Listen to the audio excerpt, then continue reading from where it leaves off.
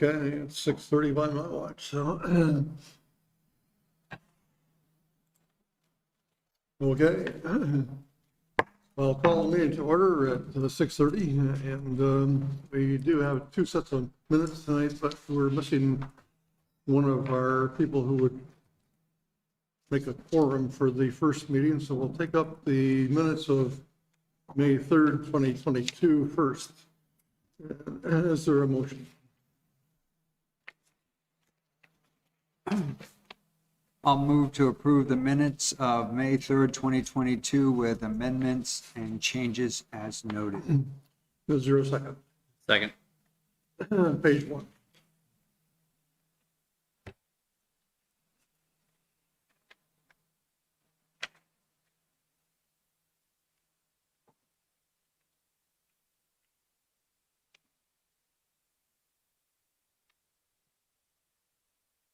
Page 2.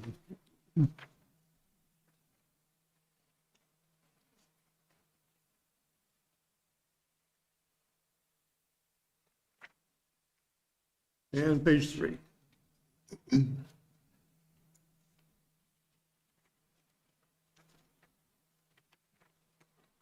Hearing no changes or corrections, then all those in favor of approving the minutes of May 3rd, 2022, say aye.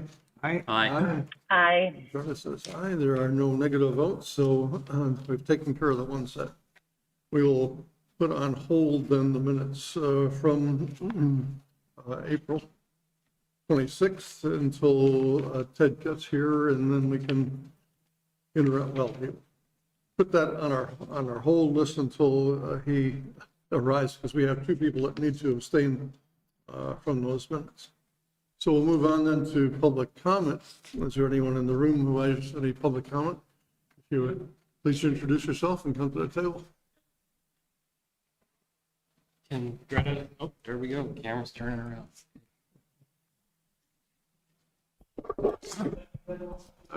That doesn't amplify it, just. My apologies. My name is Dave Westman.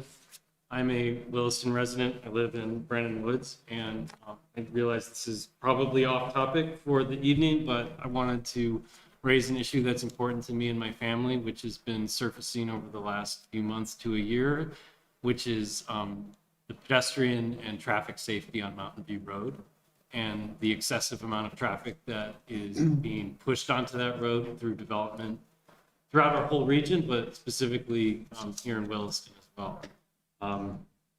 I realize that, again, it's off topic, but I'm looking for both advice and counsel from the select board, as well as questions about what we can do as residents of this community to improve this road and to make it safer for bicyclists and pedestrians to access it.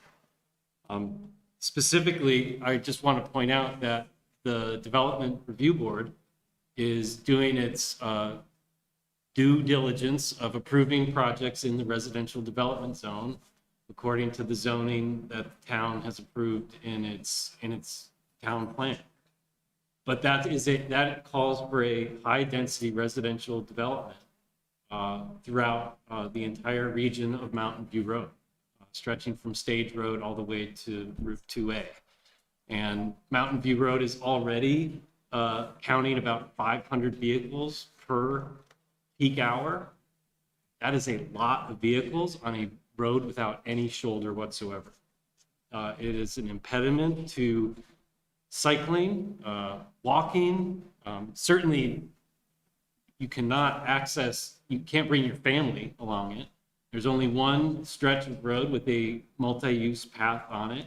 That's the stretch between Williston Road and Stage Road to the Adams Market. It's a great resource, but I know people in my neighborhood of Brandon Woods who have to drive to the school, park their car just to go for a loop run.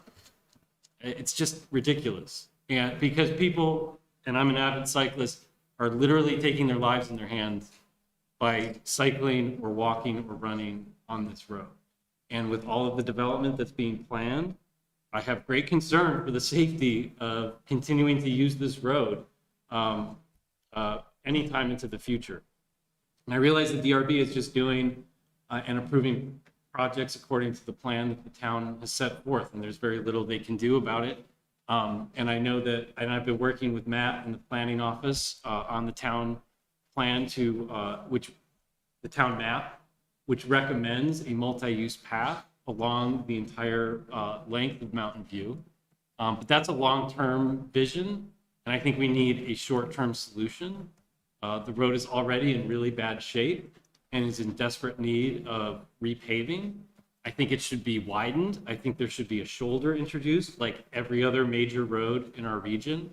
If you look at Route 116 or you look at 2A, they all are widened and they have bike paths. I think at the very least, in the short term, an improvement like that needs to be made. VTrans was given over $20 million in the budget this year to do these kinds of projects for bicycle and pedestrian safety and improvements. And I think the town of Williston should mobilize itself and put a plan or a proposal together like that to fund a project that would accomplish the short-term ends. I think the long-term end is the multi-use path, but I realize that may be out of reach at this time. That concludes what I wanted to say.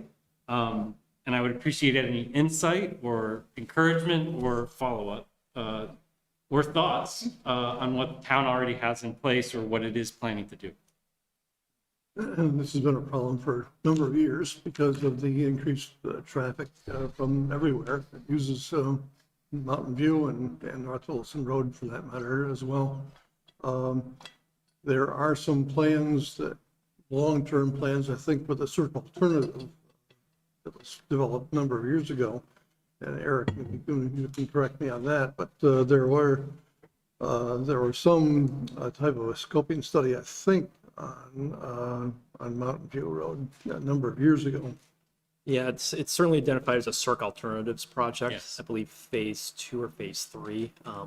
We've been talking with VTrans for an update on that recently as well with the CERC alternatives and where that stands. But certainly it's been something the town's identified as a transportation corridor for improvement. Yeah, let me just kind of comment on that because I've been talking to Matt about that VTrans alternative for some time, and it came up in the development of the map that we were working on, and he kind of put it in the bucket of 5 years to never category in terms of like where it shows up on the priority list. And so to that extent, it's one of those things where if the town just sits around waiting for VTrans to hand it a project and say, here's your CERC alternative, I think it's little to never going to happen. And I think that we need to have a proactive approach to it because it's the town residents that want to use the road, right? Not VTrans or, they're not going to wait for us, basically. Or they're not going to get ahead of us. So if our public works director was here, he'd tell you how much this would cost in order to do this probably, but it'll be very expensive, certainly to do, which, and we would certainly be looking for some kind of help from the state. No question about that. Unfortunately, it's a town road, it's not a state road. So that becomes a significant problem for us. Right. But Right. So we do appreciate your comments because we've had them before. what can a resident concerned about safety do in this context? I don't have a good answer for that. Certainly, it's not a road that is conducive to walking or running, hiking. And the town, well, I'm not sure where it is in the 5-year plan as far as repaving it, but it seems to me like it should be on the list somewhere at the 5-year plan. And I had that at home. I don't have that with me, but so repaving certainly would be nice. I'm not sure how much we have for right of way on that particular road, whether or not we can do something more than just paving it and making a access for bikers. And So should the follow-up then be with the Department of Public Works? he's the guy that can tell you the details about paving and what might be in the works. Right. So, a couple thoughts, if you don't mind, if it's okay. One is, one of the things that helps me, and I assume other select board members, is hearing from folks who are affected by an issue like this. So one thing you may want to think about is how to get the message out that that's what we, that's what we need, or it helps. In terms of the pavement, we have a pavement policy in terms of a projection of when certain roads are going to be repaved. It's updated annually because the estimates of when a road might reach that critical point of needing repavement may change over time. But certainly, I think going through Bruce to get that document, I mean, I have a copy in my files at home, the last one. At least that will give you an idea of when is it, it's due to be painted. Full honesty, I'm a cyclist. I like to think of myself as a cyclist. I do ride. Don't we all? Yes, exactly. On Mountain View Road, and there are parts of it that are, I'm going to use the word scary. Yeah. And then the last one is, and this is a request maybe to Eric, is with our partners at Chittenden Regional Planning Commission, can we at least find out what is the status of this CERC alternative project, and maybe even, hopefully this is a quick conversation, find out what we can do to push for this to be a viable project. And this meaning some sort of an on-road, it wouldn't be an off-road, but it would be an on-road, I think the term would be multi-use path. Mostly for runners, walkers, and cyclists. Exactly. That's the, would that work, Eric? Yeah. Would you mind?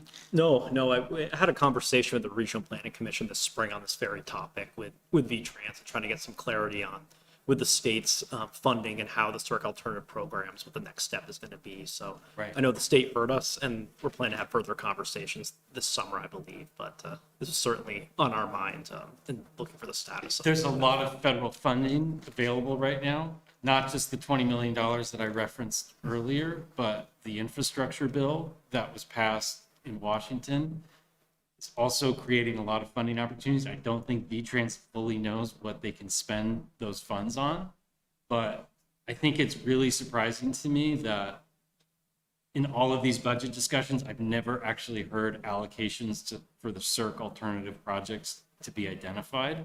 So I do think it's a need for the towns to be proactive about saying, we had a CERC alternative project approved as part of this process. So it's time to start funding them. It's time to start building them because all the development is happening, right? I mean, that's clear. And so I think if we don't start making these improvements, it's going to be too little too late, in my opinion. So I think it would be great to hear a follow-up. It would be great to understand. I guess I can be back in touch with your office. I'll be in touch with Bruce to find out more about what next steps might look like. Yeah, if you want to send me an email or give me a call, we can look into that when we have this more information in front of us here. Okay, great. I appreciate it. Yeah. Good, thank you. All right. Thank you, guys. And Greta, thank you. Anyone else in the room who has any public comment? Anyone on Zoom? Not see anybody on Zoom, Terry. All right. We can move on then to the Liquor Control Board applications. And Eric, you can give us a brief overview of the two that are pending. Yep, so a couple liquor control board items this evening. The first is a request for an outdoor consumption permit for McGillicuddy's Irish Pub. They've obtained the necessary permits from the planning office for permanent outdoor seating, and there's no staff objections to this request by McGillicuddy's. And they did have an outdoor consumption permit during the course of the pandemic too. Yeah, it was through the state, during the state of emergency, had allowed outdoor consumption for places that didn't currently have it to be able to conduct their business. And McGillicuddy's did that under the state's regulation the last couple of years. We had no issue with service at the facility. But now that state of emergency was lifted, they would need to obtain the permit from the town for the outdoor seating and also their wastewater application for the additional seats. Oh, okay. They've obtained all of that. So from a town policy standpoint, the permitting is all in place. Questions for Eric? Seating remains the same as before, or is it more or less, or? Yeah, let's see. They were adding They added new seats for the restaurant. I don't have the exact number in Just, front of me. that was just a curious question. Yeah, they purchased the wastewater allocation for the new, Gotcha. for the new Yep. seats. The only question I have is town staff okay with how the outdoor seating has been isolated from, pedestrian traffic, that type of thing? Yep, Okay. yep, the police chief has a couple of suggestions for them. There's for some additional barriers, but the police chief and the planning office were fine with this application. I'd be looking for a motion for this one. I'll move to approve an outdoor consumption permit for McGilligotti's Irish Pub through April 30th, 2023. Is there a second? I'll second. Is there any discussion on the motion? If not, all those in favor of the motion say aye. Aye. Aye. Aye. And so we have 4 ayes and no negative votes. So moving on into the courtyard by Marriott. And this is a change of ownership. So when ownership changes for a hotel facility, they would need a liquor permit for the new ownership group. We have these every now and then for hotels. This is changing ownership to Vista Williston Hotel Incorporated, requesting that the current license is held by the hotel, the first, third, and outdoor consumption license. Staff has reviewed and has no objections to this application as well. Questions? Can you remind me what is the difference between the first and the Thank you, Jeff. Never remember this. I think I'm going to be Yeah, stumped here, have but this first is instant replay because we ask this all the time. Like, here you go.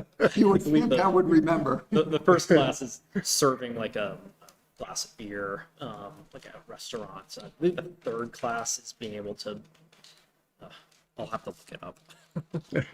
I thought third class was hard alcohol and first class was beer and wine, and then second class is retail sales, which obviously they're not applying for, but I think it's just backwards what we ordinarily would think. So, yeah. yep. Okay. So none of that is, it's serving it, none of it is sales, like at a convenience store type sales? Yep. Okay. Right. So it's only for consumption on site? Yeah. If there are no more questions, I'd be looking for a motion. Do it. I'll move to approve a first and third class liquor license and outdoor consumption permit for Vista Williston Hotel Incorporated, doing business as Courtyard by Marriott, Burlington, Williston, Vermont, through April 30th, 2023. Is there a second? I'll second. Is there any discussion on the motion? If not, all those in favor of the motion say aye. Aye. Aye. Aye. And we have 4, no negative votes. So we have taken care of that. We'll move on then to the fire union contract memo of understanding. Eric and Chief Collette is here also for questions. So Eric, you'll lead off with you. Yep. So we have a draft MOU with the fire union to address a change in minimum staffing for consideration this evening. Our current minimum staffing in the contract is 3. With the addition of our new 9 firefighters and EMTs, the number assigned to each 24-hour shift is going to increase from the current 4 to 7 in mid-June once the recruits finish the recruit academy. This MOU would increase the minimum staffing to 5 to reflect this additional staff. We've discussed it with the union. The union finds this proposal acceptable. Chief Collette is here. Board has any operational questions, and I also asked the chief while he was here if he would provide the board a brief update on the training academy and our new staff members. We do have the copy of the MOU in front of us. Are there questions for the chief on this? Well, just 2, if you don't mind. One is, was this the town staff's impetus to put this together, or? Yes. Okay. And I guess I'll ask it bluntly, please. What is the benefit to the town to doing this? So we have greater depth in our ability to meet the needs across the community. So right now, with it sitting at 3 persons, that was the entire intent of increasing the staffing, so that the hiring of the 9 persons, the 9 firefighters, was to try to increase our capacity. 1, for firefighter safety, so we actually had a defined amount of people on the engine, if you will, and the ambulance. So what this would do is set it every shift at 2 career staff on the ambulance and 3 career staff minimum on the engine for every shift, instead of tonight where you have 1 person sitting on the fire engine. So it provides that level of capability to get a hose line in operation to perform rescues. It allows us to meet the 2 in, 2 out OSHA standard, which I think you actually brought up, Jeff, in some of our discussions yeah. last October about that firefighter safety. So it allows us to maintain that level of safety, deliver that level of service without, trying to meet the demands. Just as an example, today we were running 4 calls deep, 4 concurrent calls across the community at the same time. So that's a single person in like, myself on 1 call, the deputy on a call, the engine on a call, the ambulances coming in on a call, relying on outside ambulances, including Richmond Rescue, UVM Rescue. And it's the demand has not, even though I'm not sitting here in front of you every week as we were, as when we went through the study and we were trying to present the findings of the study, that demand for service and the number of emergencies and concurrent calls continues. So this is our mechanism to try to, really get to the root of why we increased and hired 9 new staff. Let me ask the question a little bit differently. Does the MOU, the perfect storm of things happen where between sickness and, people taking much needed vacation and sickness or whatever, we can't meet the 5. What happens then? So there's already a calculation that we absorbed into that, right? So the staffing for the shift will be set at 7. Right. So we will be able to accommodate the requests for vacation leave, for sick leave, all of those other leave types. And then that 5 would essentially be the trigger where we said, hey, we're getting into that gray area where we recognize that it was unsafe. We had a recommendation of a third party that says we should act on it. So then we would hire back to that. I think what Article 8 allows for here is that if we did recognize some long-term thing, or if the town saw some financial crisis, that we'd revisit this MOU and allow us to make alterations with that. And the local certainly understands that as well. Okay. So if I could just, if you don't mind, just say back what I heard, using maybe slightly different words to make sure I understand it, is what the town is doing through this MOU is essentially guaranteeing that there will always be at least a minimum of 5 on staff, that 5 may come at cost to the town. For instance, if that perfect storm happens where, 3 people just unexpectedly are sick, they can't report to that 24-hour shift, we will find folks to fill in that to make a minimum of 5. Yeah. Which I assume comes at a cost. It does, but that happens today. Yeah. With the minimum staffing at 3. So right. you have more depth, right? Today you only have, if you look at the actual staffing factor, you only have 4 and you run down to 3. So we're going up to 7 and running down to 5. So there is a greater buffer in there when you look at the staffing factor. And you would necessarily, if your perfect storm of 3 absences per shift, you would hire back 1 person. Right, okay. Okay, all right, good, thank you. Yeah. Any other questions for the chief? So the date, I noticed the commencement date for it is on or about Monday, June 13th. So is that the day we expect the 9 to graduate from the academy? Thanks for the question, Greta. So our plan right now is to have a graduation on Friday, June 10th. And that's going to involve like an informal luncheon where we'll invite the recruit firefighters' families, the town administration out, and certainly you folks to join us if you're available to see what's happened. And if I could just take a moment of personal privilege to kind of explain to you what this academy is. They reported for duty on April 18th. They were met by the town manager and greeted with Shirley and Lynn and the other staff. And this group, I'll say this, it's been so exciting to see this transformation. They have come in, they have bonded, they understand their role. The academy is led by Captain Nato. And that starts at 8 a.m. They run a 8 a.m. to 4 p.m. class shift every day. At 8 a.m., they're doing PT for an hour. You will see them out and about across the community. In fact, I think we dropped them off at 10 this morning at Catamount, and they had to run their way back to the firehouse, right? And so they've probably been running Brennan Woods. They are out and about. And so part of that PT, we did a baseline assessment where we partnered with a local physical therapy group and said, all right, here's where you're at the start of your academy. And at week 9, we're actually going to come back and do that assessment again to see how well they've done to improve their physical fitness, their stamina levels, and all of that. The subjects range from the basics of donning PPE to self-contained breathing apparatus, hose streams, fire behavior, advanced fire dynamics, emergency medical services. This week we have a guest lecturer, one of the pediatricians from the University of Vermont will be down Friday. So every Friday we commit to EMS. We'll have that doc in our station working for a couple hours with the folks. Tomorrow morning we head to the State Fire Academy where we've done a little bit of a work with them where we're renting out their facility for 2 days at a reduced rate.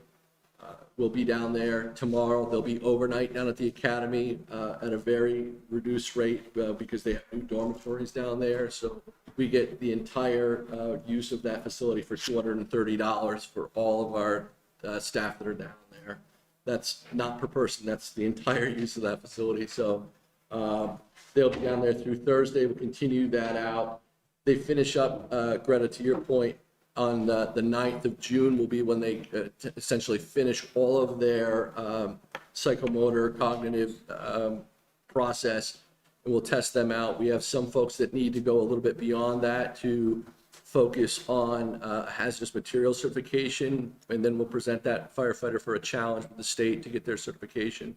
But the other 8 of the 9 already have certification in fire and EMS. So we were very fortunate. The work of the incumbent firefighters, they are the people that are teaching these programs. So yes, maybe I've had a couple of opportunities to teach in front of the group, but it's really been a grassroots, all hands on deck effort from the membership to make sure that every person, all 9 of those folks coming through are successful in their academy. So kudos to the members of the department, to Captain Nato and the rest of our staff. It's been absolutely exciting and outstanding to see the group come together for that. But thank you. Any questions for the chief on this? I'll ask this question, but I think you've already answered it. Like the morale of the department. I know you have been spread so thin, and new recruits coming on deck. Maybe I don't think relief is the word that's probably most efficient to use, but what is the vibe of like getting new people on board and actually maybe having somewhat of a normal schedule, if I could even use that phrase? Yeah, I think with the growing pains comes even more work, right? And that means that they're having to commit beyond the regular shift because they are the instructors. So we've asked a lot of our incumbent staff, are they excited? Absolutely, but they're committed to it. And, I would say that they're sacrificing a little bit more even right now to make sure that this group is successful so that when they come on, that they actually do have that person riding on the other side of the fire truck or riding in the back of the fire truck, so we have that added depth because they know how risky it is right now with one person. So the energy, here we are 4.5 weeks in, and it's been draining because there's a lot of people in the firehouse, and these are very exhausting days. Last week, kudos to the staff that did rapid intervention company work, but that is really 4 solid days from 0800 to 4 in the afternoon of physically demanding work. I think Town Manager Wells got to see that in just a 15-minute period to show how much they're in.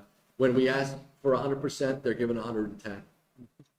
So, Chief, I'll just say I know leadership comes from top down, and I know how much this is needed, but you lead by example, and I think it's spreading. So I just appreciate your commitment and what you're bringing to the town. I can't take credit for it, right? I mean, You're a piece of the puzzle, though. The I just group want to does say it, thanks. and I'm just proud to be associated with them. Thanks so much for the opportunity to sit in front of you tonight. But thank you. Other questions for the chief? No. I'm looking for a motion then on the MOU.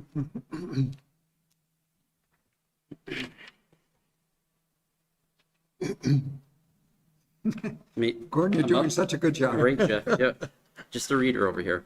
I'll move to approve a memorandum of understanding with the Williston Professional Firefighters, IAFF, Local 4611, addressing minimum staffing as presented, and authorize the town manager to sign on the town's behalf. Is there a second? Second. Any discussion on the motion? Did we lose Greta, or is she, Looks like a camera drone. Heard that, Scott. she's not, no longer on the screen, but Yeah, Scott will get her back here in just a minute.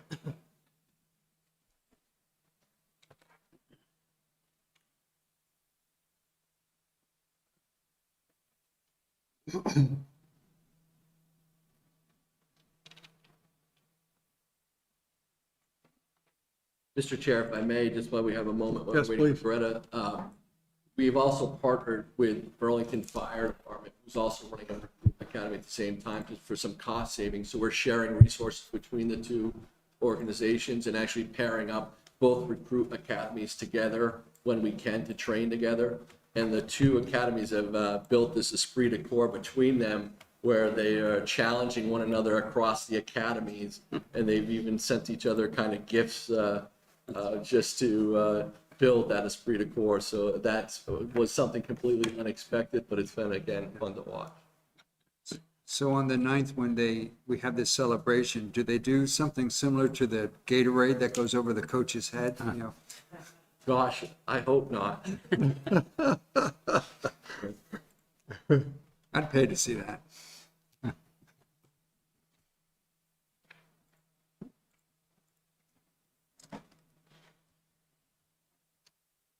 the wonders of technology.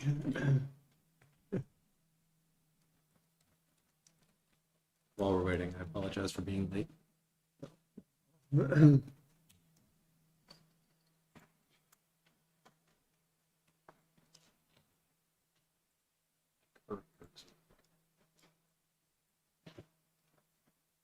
There we go.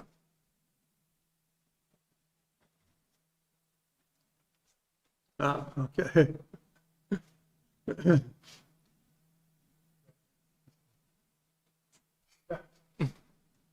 We're back, we're just waiting for, Can you hear us, Greta? Yep, I can hear you. Can you? so we have a motion made and seconded regarding approving the MOU with the fire union, and so we're past the discussion stage, and all those in favor of the motion say aye.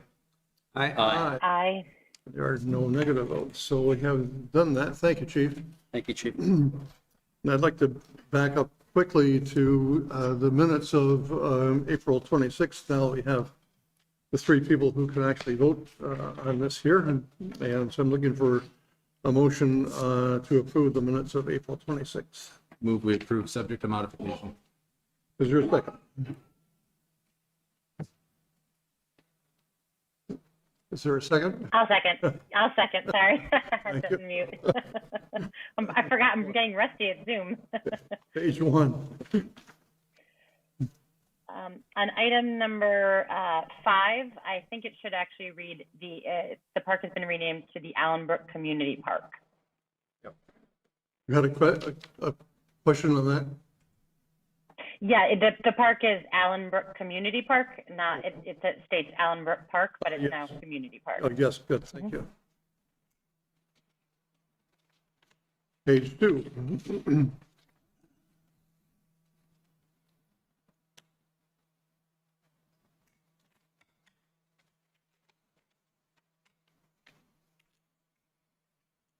And page 3. Hearing no further corrections then, all those in favor of approving the minutes of April 26, 2022, say aye. Aye. Aye. Takes care of the 3, and abstentions, Jeff and Gordon. So we've taken care of the extraneous business here. And we'll move on to the Chittenden Solid Waste District update and fiscal year 2023 budget. Eric, hopefully our folks are on the line. I think Kelton is here in the room. If you want to come up to the table, Kelton. I've got Sarah Reeves, Executive Director. See Sarah here. Okay. So Eric, I'll give it to you to lead off, and then we'll go directly into the presentation. So the annual update and budget presentation for the Select Board for the Chittenden Solid Waste District is for you this evening. We've got Executive Director Sarah Reeves on Zoom, and our town representative Kelton Legoski here in person. Just to remind the board on process, you have until June 11th to vote on the CSWD budget. If the board does not support it, then a written statement to the CSWD Board of Commissioners identifying specific items to change would be important. But with that, I'll turn it over to Sarah Reeves to walk the board through this budget proposal. Welcome, Sarah. Thank you very much. I appreciate your time. Good to see you all again. And seeing if it's, Eric, is it okay if I share my screen for the presentation? Yep, 1 second, Sarah. Great, thank you. Appreciate that. That should work now. Great, thank you very much. Is it possible to turn up the volume at all? Yes, Sarah. Just having Are you having difficulty hearing me, or a is it a little little better? of trouble, Sarah, sorry. There's some Okay, no- in the back of the room. No problem. I will do my best to be clear, and just please let me know if there's anything that is not coming through or needs repeating or further explanation. My time is your time. And again, thank you for having me tonight. My name is Sarah Reeves. I'm the Executive Director for the Chittenden Solid Waste District. And for those who may not be familiar with CSWD, we are a municipality created in 1987 by our members to oversee and manage the waste generated in Chittenden County. And because I'm here to talk about our budget, I like to always start off by talking about how we are funded and how we are not funded, for those who aren't familiar. So how we're funded is through three main sources of revenue.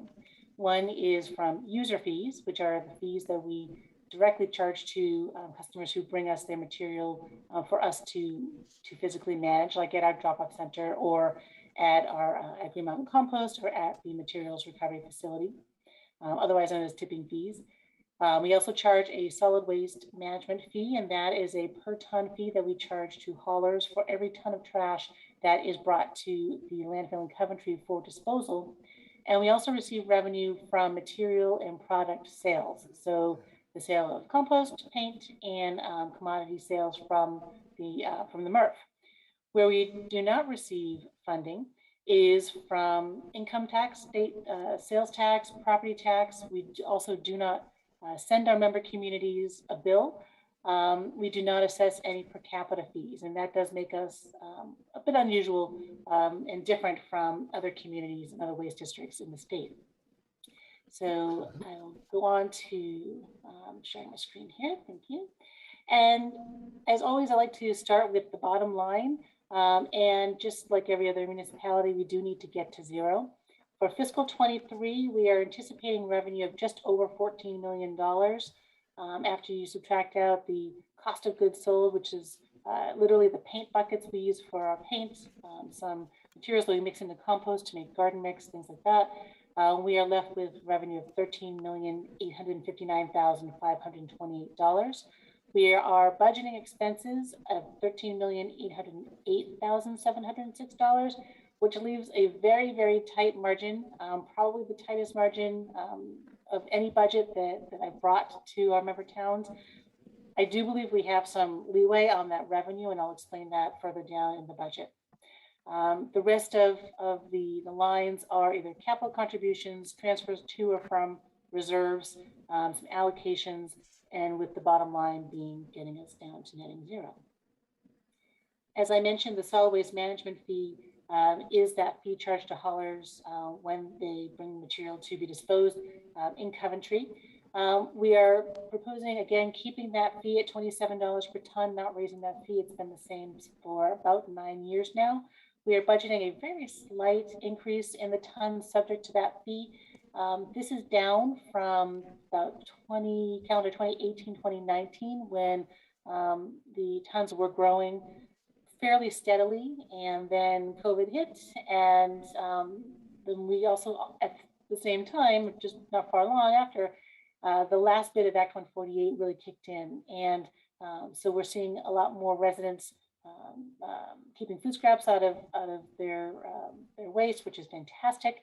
And we're also seeing people, I think, still maintaining that adjustment from when we had COVID shutdowns and things were hard to find. So we are not seeing that growth. In fact, we're coming back down, and that's a good thing.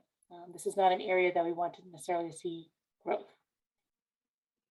At the materials recovery facility, we are it's not increasing the tip fee. Again, we're keeping it at $80 per ton. And again, that fee is charged directly to haulers when they bring blue bin materials to us for sorting. We are looking at significant increases in our expenses. And these are related to two things in particular. Our contract with our operator Casella expires next month, and we are anticipating a fairly significant increase in the processing fee, as well as we're just like everyone are experiencing increases in trucking and shipments and moving materials. So that increase in hauling costs and disposal costs ripple throughout just about everything that we do in this budget. And that is those two things. Most of the contract for the MRF is accounting for the very, very large increase in our expenses. We are budgeting for the revenue side from the MRF very conservatively, and that has been our MO as long as we've managed a MRF. We are budgeting $80 per ton.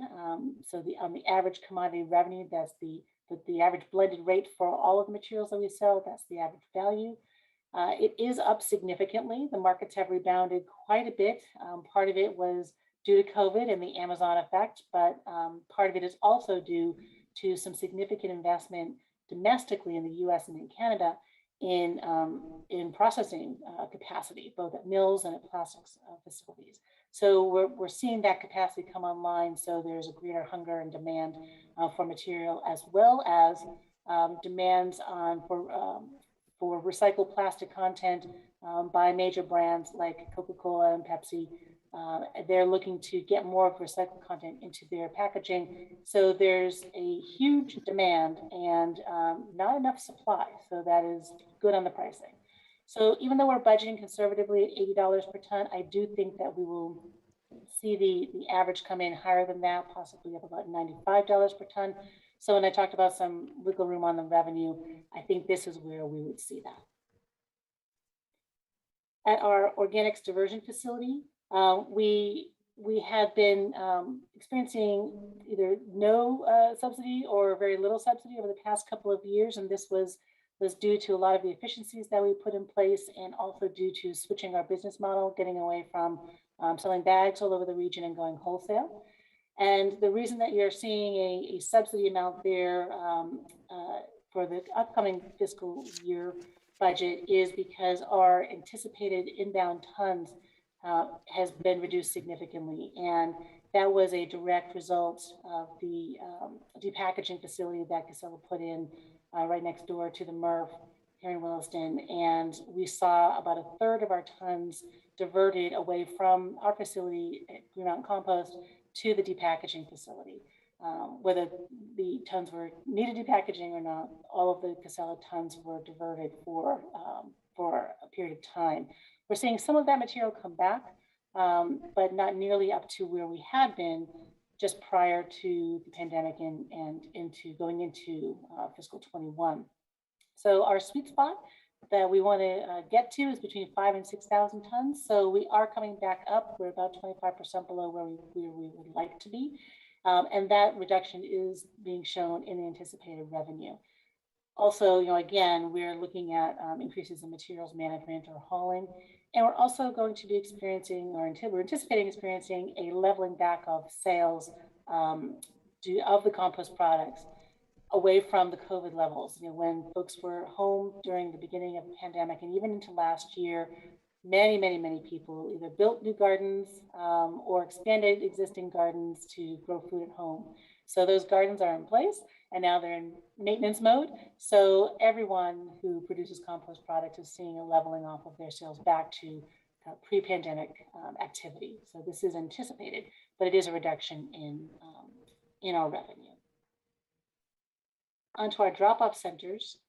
We are also looking at keeping those fees the same. We are not looking at any increases here. Oh, I'm sorry, I neglected to mention it. Fremont and Compost, we will be increasing the fees, the inbound tip fee from $60 to $65 a ton. And again, that was part of the multi-year plan to bring that facility to where we did not need to subsidize and keep it at market rates. At the drop-off centers, we will not be increasing the bag fees. Those will be remaining the same again for this year as they were for the current year, for next year. We are undergoing a DOC fee structure analysis. We began it this year. We will continue it into the next fiscal year. So one of the reasons that we're seeing kind of I think a slight reduction in our revenue.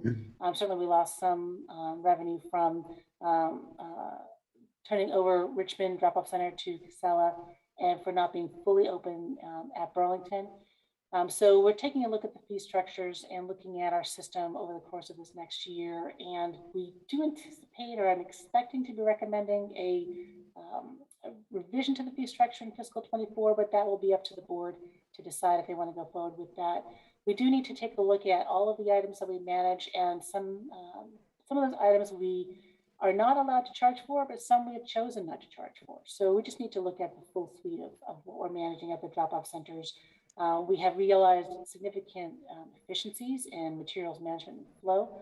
But again, those efficiencies that we were seeing have kind of been offset by the increases in movement of materials and the loss of that revenue from Richmond and from Burlington.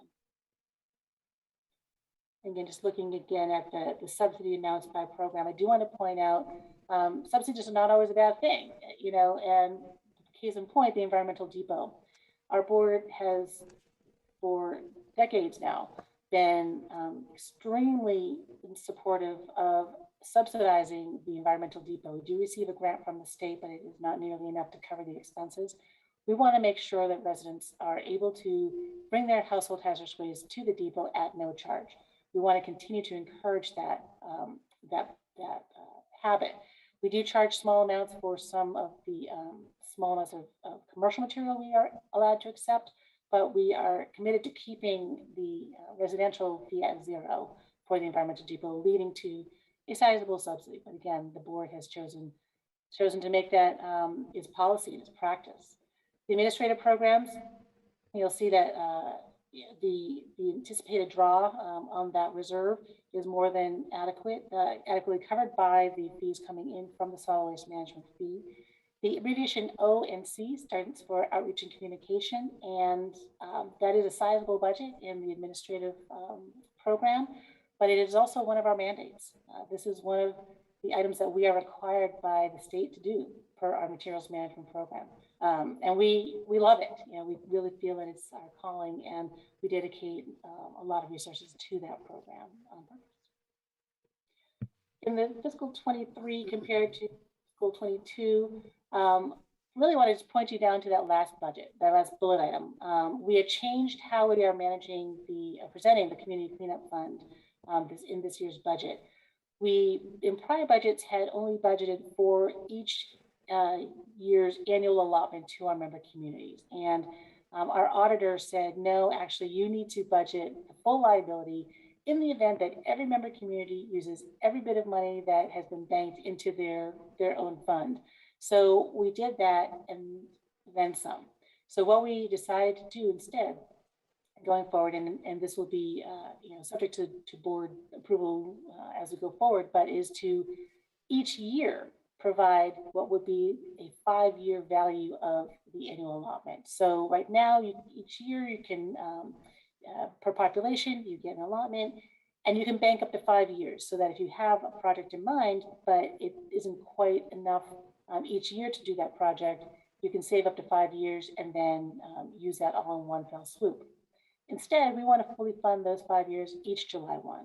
There'll be no more carrying over and no more banking, but each year you'll get that larger allotment. And the hope is to get this money out into the community and to use it for cleanup projects. Some communities use it to augment cleanup day. Some communities have used it for tire roundups, for appliance roundups. for getting carts into public spaces. There's a host of different things that you could use it for, and you would work through Kelton and for those projects, and we're happy to assist with that as well. But we think that's pretty exciting, and we really hope our communities are going to take full advantage of that change. Our capital plan for the next several years is going to just continue to be pretty intense. We've been, talking with you over the past couple of years about how we're looking to change up some things on Redmond Road. And I really want to say I appreciate very much, the openness and the willingness of the staff, of Eric and his team, to be working with us. And I think we've really developed a good relationship, and I really value that. I just wanted to make sure that the select board knew how much I appreciated it. So the next few years, we will be looking at a drawdown on the capital reserves with a caveat. So this is coming up to be a pretty heavy capital year. The big investments are looking to be for a new administrative building, which we have not yet brought to the DRB. So we still actually haven't had our board approve the final number yet, but we are hopeful that they will do so. So that would then kick off that process.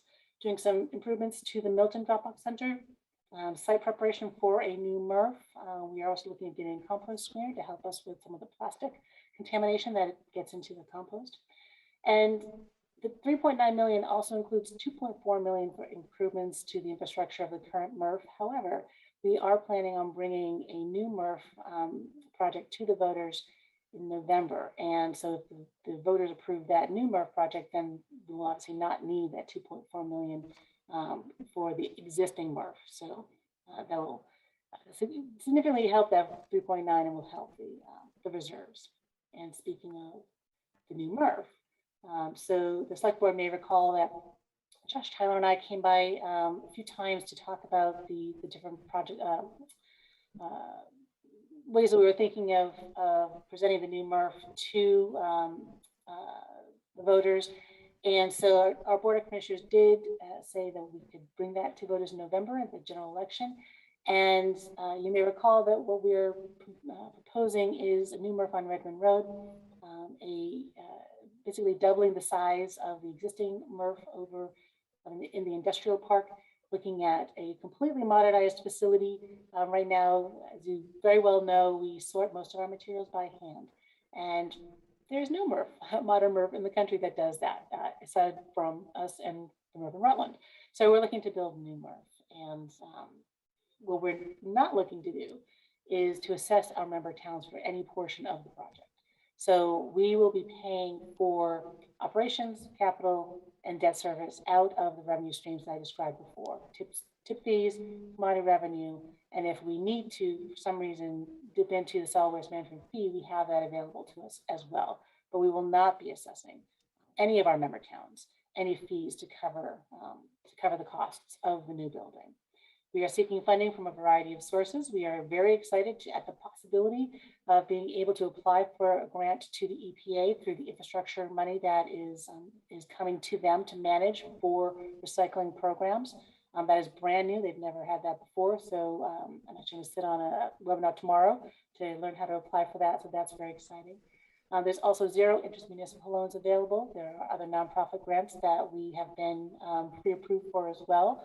And then obviously bonding. So once we have the full financing package, we'll bring that to our board for the information, and then we will come out to the communities with a series of public forums, lots of public information on our website, direct mailers, just really getting in front of each of the select boards again and talking specifically about this project. So we're very excited at the possibility of having a new facility. And I know you know, but not all of my member towns remember that I do require adoption of our budget, the CSWD budget, unless you feel, as Eric mentioned, that there's something that you disagree with and you want to reject that. So that isn't an option. But I know you guys know that. So, and that's a lot of information. I'm going to stop sharing now, and I would love to answer any questions that you may have. Thank you very much. Ask Kelton to weigh in at this point, if you have anything to add to the discussion. Yep, no, I'm definitely very supportive of the budget. I think you see a lot of new infrastructure coming to Williston, with the Green Mountain Compost, all the work they're doing over there, to just improve their process. You're seeing the new admin building come here in Williston, Redmond Road, as well as a new MRF, coming down the line that is needed. There's been a lot of studies of, do we need to be a MRF? Does municipality want to be in that business? And really everything the district has done, all the studies they've done say yes, that the district wants to be, wants to do this. I think the big thing, as part of this budget is, there's a lot of inflation, a lot of increased costs, but you're not seeing them pass that along. Increases in the MRF tip fee, increase in the trash ton fee. So I think that's very exciting that you're not seeing, or drop off center fees for residents. I think that's very positive. A lot of it is being, you have very strong recycle markets right now, which definitely help, to offset those increased costs elsewhere. And I think, Sarah didn't mention it, but they're also doing right by giving good raises to all their employees to represent inflation. So I think they do a great job providing good jobs here in Williston. I think that's very important. They do a good job, making sure we did a whole revenue sufficiency model with, and went through weeks of looking at the study of like, do we market range for the employees, where are we off market range? And I think, they've really done their due diligence to make sure that they're offering competitive jobs here in Chittenden County. Overall, I'm definitely very supportive of the budget. I think you will see revenue be higher. I don't see the recycling markets crashing anytime soon, but you never know. I mean, you could have said that back when everything shut down, but I think a lot of the difference is, we're not relying on outside the country. A lot of the material staying here domestically, going to more domestic mills. So I think that's very positive for the recycle markets. So another country can't just shut down our capacity. I think there's a lot of exciting stuff. I think the district will do a great job taking advantage of grants, all the federal money that's out there. So right now is the time to make all these investments in these, in the new MRF, in the new admin building. There's a lot of money out there. They've identified a lot of sources in our meetings that they're going to look to take advantage of. So they're kind of getting this project ready on a silver platter. So when this money becomes available, they're like, here's our project. Can you help fund it? So that's a lot of what I have on the budget. I don't know if you guys have any questions. Good, thank you. I'll open it up to questions from the board. I guess I'll start. I may be the only one. Sarah and Kelton, I'm on page 1 of the cover letter that went to Eric. And the first question I have is, I'm not disagreeing with it at all, but it mentioned a mid-year 3% cost of living increase. And my question is, if that were to happen in Williston, we'd be like, are we going to get the money to pay for it? How does the district end up paying for that cost? Sorry, Jeff, you froze momentarily, I think, at a very key point. So you're asking, where does the district get the cost for? Well, it notes there was a 3% COLA given to Oh, the COLA. employees mid-year. Yes. And my question is I know if the town were to do that, I mean, it would be a difficult question to answer. Where does the money come from? What pot of money would be available, and is that the priority use for it? And I'm sort of asking that same question of you folks. Yes, thank you. That is a good question. So we tend to, just as we are conservative with our revenue forecasts and expectations, we also are very conservative with our wages and benefits expense line. So, for example, we always, if we have new positions in the budget and we haven't hired yet, we always assume the family plan, for example. We will, always look for ways to save as far as, can we save anything on benefits? Kelton mentioned that we did. Oops, it looks like I caused a ripple effect. You're frozen up on us.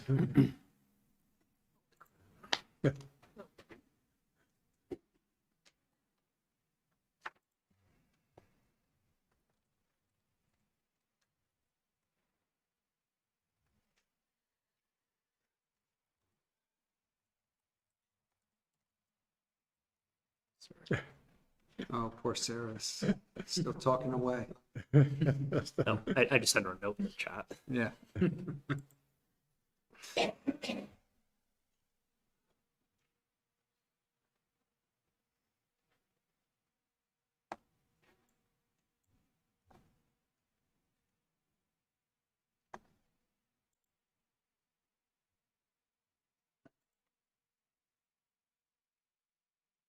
Yeah, I don't sit on the finance committee, but I do know we have had a lot of conversations about this through the finance. I mean, I've sat on the finance committee meetings and listened to them.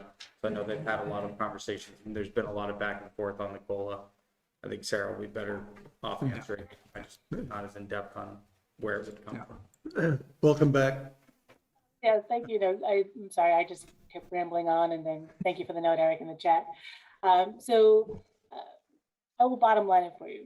So we had some positions that we did not hire in this fiscal year. One, because we went to more of a managed service with our internet provider that provided significant savings. We also had a nearly mid-year retirement, so into the third quarter, so we knew we would have some savings there. And then we had another employee that actually moved on to another the company, and so there was some savings there as well. But really, it's because we kind of over budget on the benefits. So we always know we're going to have, or we hope and assume we're going to have some room. And when we did the forecast out at in December to see if it was possible, when we budgeted, the budgeted COLA for this current fiscal year was 1.11%. We knew last June we were already behind.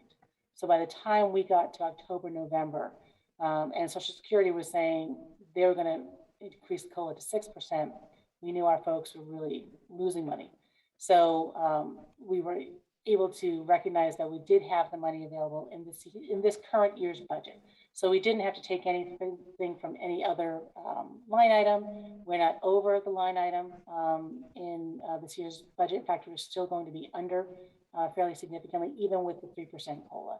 So it's really a combination of overestimating the needs and the benefits, taking a look at any new positions that we think we may need, continuing to reevaluate the need for those positions, and then, doing what we can do. And we think it was well received, it was needed, and it was the right thing to do. Okay, good, thank you. And then on the next question I have is, it mentions the 2% COLA on July 1st. And my question is July 1st when COLAs are typically given? Whatever. For us it is, but that's something that we want to look at. And we did briefly talk about it when we reviewed the total compensation study done by Gallagher Flynn, because it does make it difficult, as we saw, to adjust for an annual bubble or blip. So we always use the Northeast Urban Index from the Bureau of Labor Statistics. So we have that as our guide, and we do the 12-month rolling average. But it was a good thing for us to have another index to look at and with Social Security and kind of match it up. So going forward, we might switch to an annual. Health insurance rates go up on January 1 anyway, so we always have to kind of half budget increases for that, and that's the other area where we generally will see some savings. We tend to over budget on the health insurance percent increase because you don't know, so you have to budget high. But there is some thought about moving the COLA to January versus July. Okay, very good, thank you. I'm on page, well, it turns out to be, I guess, page 2 and 3. And it's kind of a concept question. I'm reading about the drop-off centers, and, I know you've been considering for a while, do you want to continue to subsidize dropping off of, I assume, recyclable materials, some of the other materials such as used oil, fluorescent bulbs, what have you. And then I'm going down to the solid waste management fee where it says you're recommending that fee stay at the $27 per ton. So my opinion, I can't speak for the rest of the board, but my opinion is one of the strongest incentives we have for folks to properly, manage their waste, including those materials that can be recycled, those materials that should be properly disposed of, such as used oil, such as complex fluorescent bulbs, is by making that fee to drop them off either zero or as low as possible. So my comment becomes one of, instead of keeping the solid waste management fee at the $27 per ton, is an option to raise that fee and use the revenue you would generate from that to help subsidize those, more difficult to manage materials. And the nexus I see is the solid waste management fee, if I remember correctly, that's a fee on material that's actually disposed of. So the nexus becomes that fee would help pay for those materials that you're trying to keep from being disposed of. And so anyway, that's my comment there. I think you've maybe heard me say that last year when I think was the first year you had mentioned you were looking at the fees that should be charged at the drop-off centers. Yeah, and the items that you mentioned, they are actually covered by extended producer responsibility laws in Vermont. So those will never have a fee. And they're like electronics, there are certain covered products for e-waste that will also never have a fee.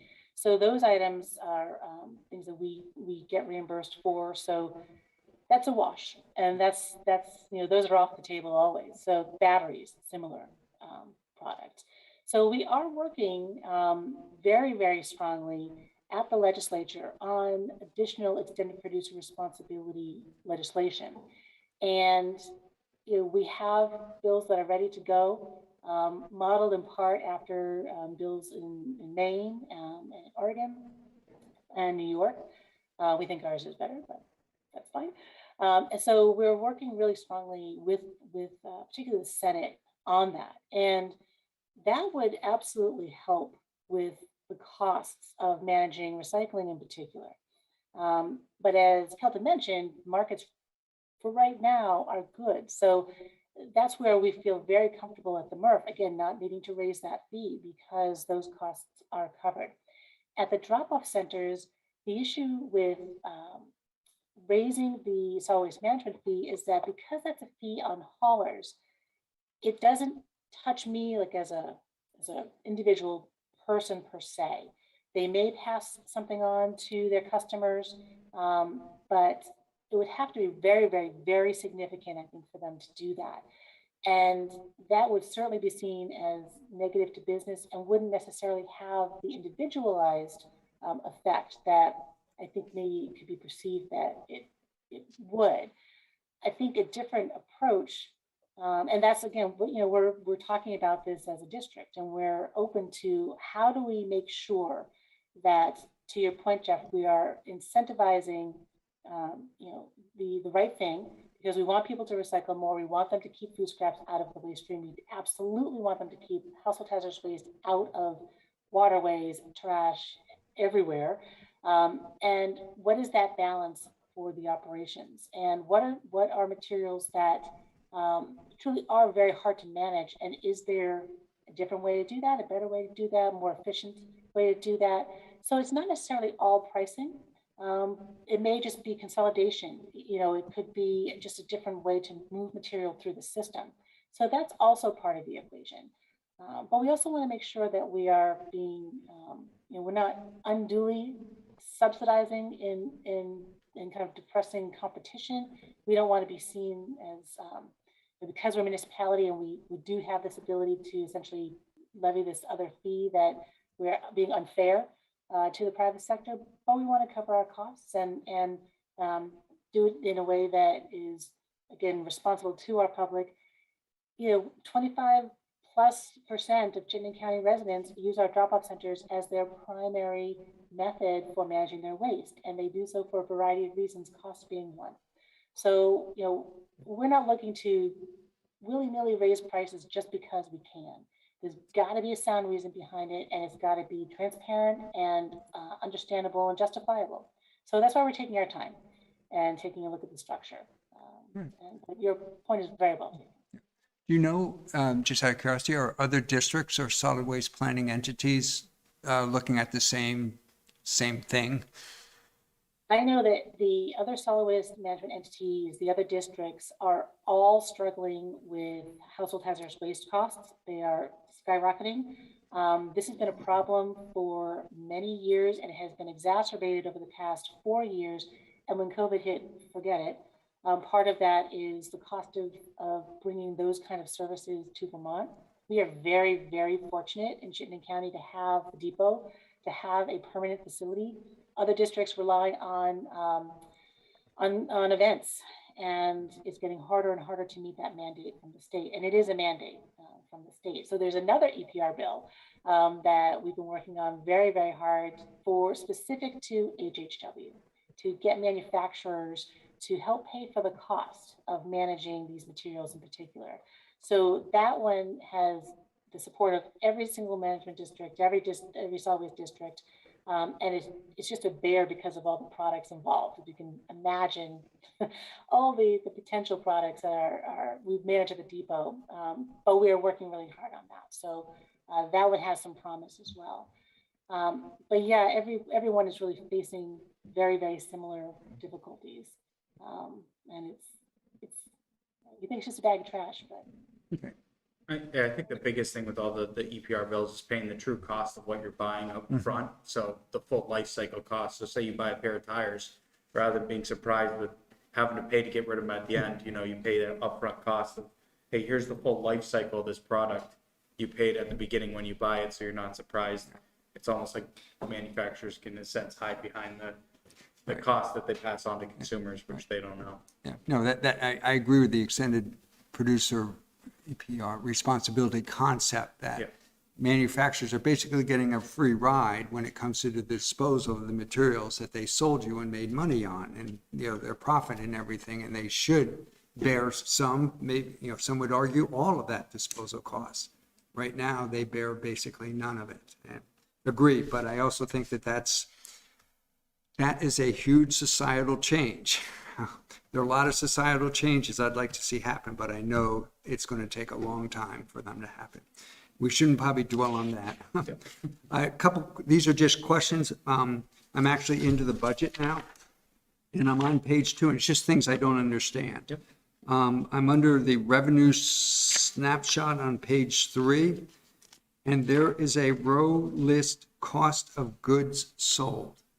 And I don't really understand how that figures into the table. And I'm sorry, I don't know if you have the budget in front of you to see what that is. So if you could just explain to me what cost of goods sold means. Yep. So cost of goods sold are the products that we have to buy in order to sell one of our products. So paint buckets. We create local color paint as part of the paint recycling program, also an EPR program. In Vermont, and we have to buy the buckets. It's an expense, it's a cost that goes into creating that new product.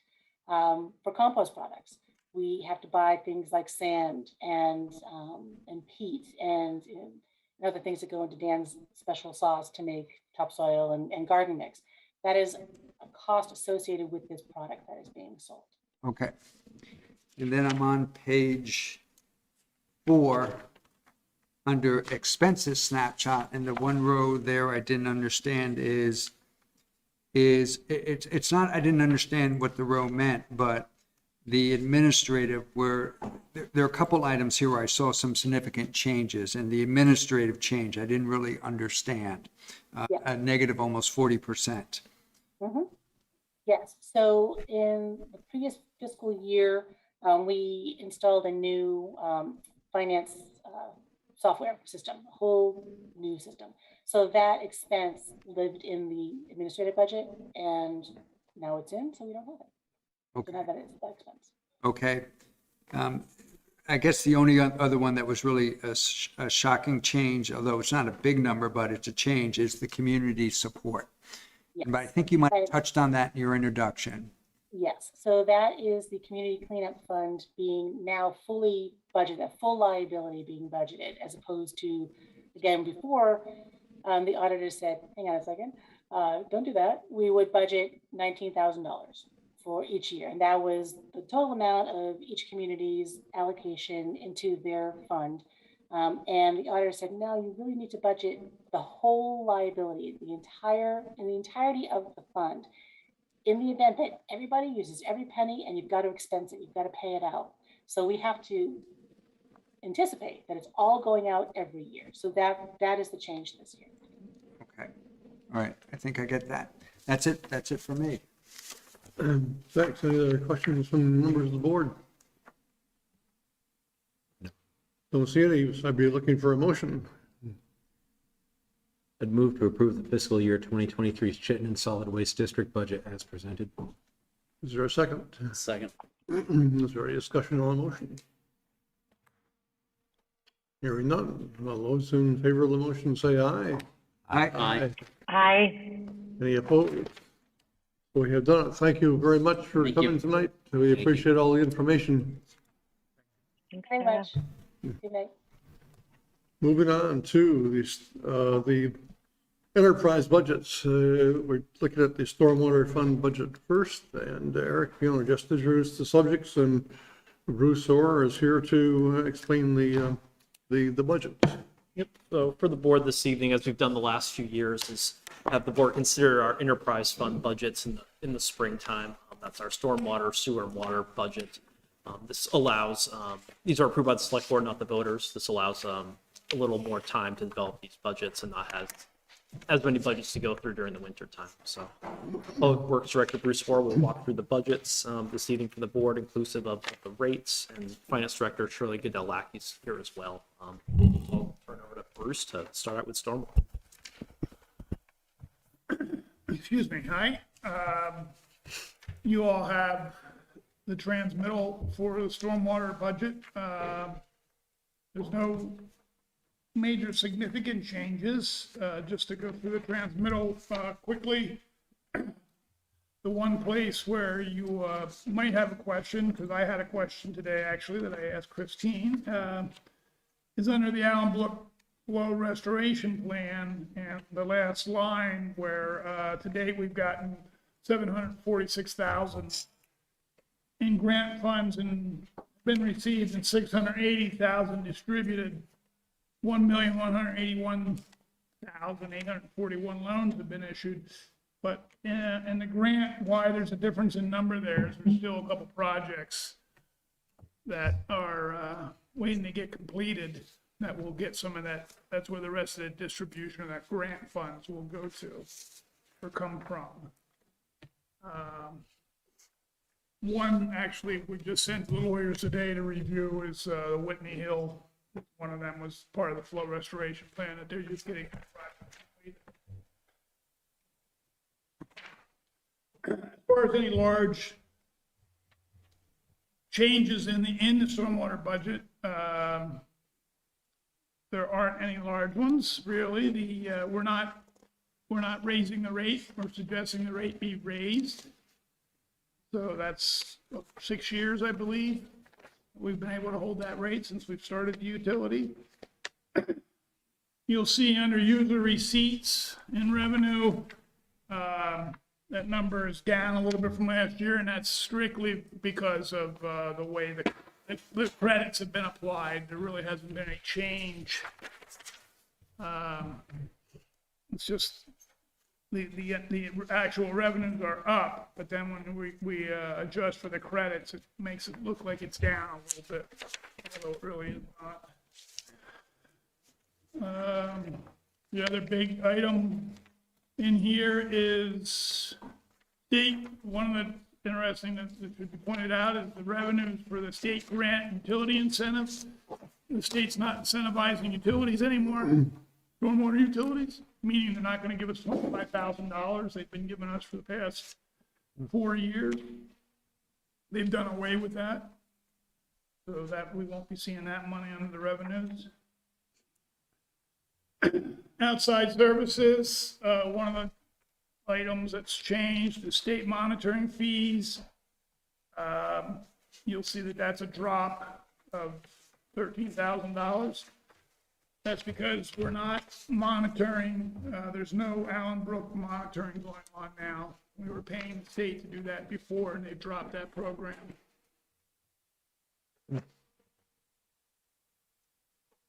Let's see, those are the significant changes in the stormwater budget.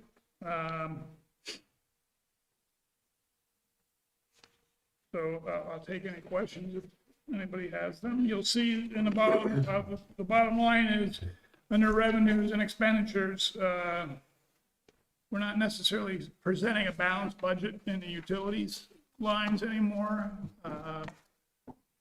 That's in working with Eric and Shirley. And since these are revenue funds, they don't necessarily have to show a balance.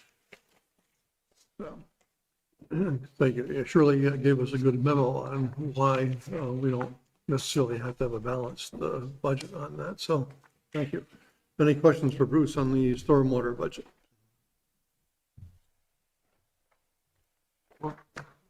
Actually, could we talk first about that concept of you don't need a balance? I'm not sure I quite get that. I don't need to do Okay. Maybe And- Shirley will explain that. it. I mean, I get it because it's been explained, but because they're revenue funds, just like any business, although I'm sure most businesses would rather show that their expenses or their revenues are higher than their expenses, can budget a year where they're not going to do as well. So what will happen is before, the way we always did it was, the last thing we ever said in all the utility budgets was the rate. We had to figure out what everything was going to cost us, and then we'd come up with a rate.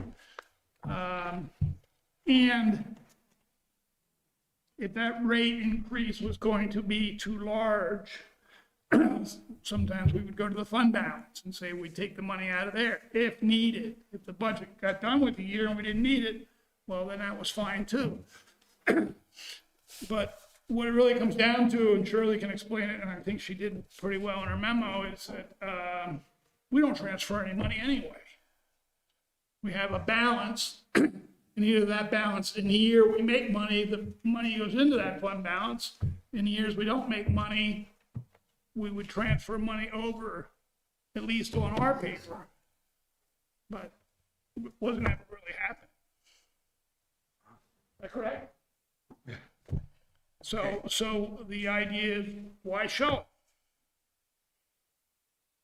Believe me, I just as soon come in here and show you a balanced budget every time and could do that, but it's gonna go back to being against what we've been saying we don't have to do now. The reason I would say why show it is because if you have a fund that over years is negative, you know, the one thing about having a fund balance is you can always track, yeah, 1 year we had a bad year or something like that, or a year where we over budgeted, not over budgeted, but we had more budget than we had revenue coming in. At least you can monitor it because you can see how your fund balance is doing. Last year, our fund balance was 300,000. This year, it's 150. It'll still be being monitored. We're still gonna know what's going on with that fund balance. And if it gets down to, there's never been any decision on what a fund balance should be for a utility budget. Should we keep that budget at $1 million? Or should it be $500,000? Should it be $2 million? There's never been a number set like that. And that's something that has to be you have to be very careful with, because let's just say, we're gonna say we always wanna keep $1 million in a fund balance for whatever budget it is. And we do have a bad year. We use the water budget. You know, we know that we've had water breaks that have cost us $100,000.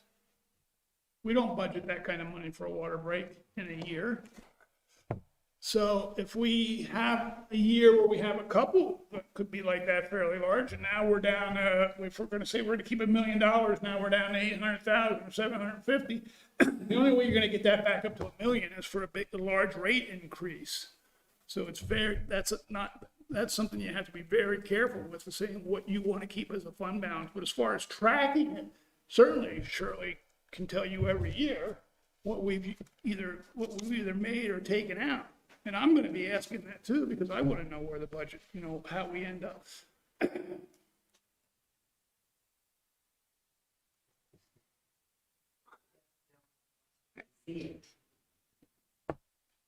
So when the expenditures exceed the revenues and you end up with a net negative, At least on paper to start with. okay, but it, even though it's just on paper, it's still it still is a deficit. So how does that deficit get? I'm trying to think of my own budget, and it would be great if I could sit there and say, I'm going to make so much this year, but I'm going to spend, 25% more of that. I'm just going to put this negative number at the bottom. At some point.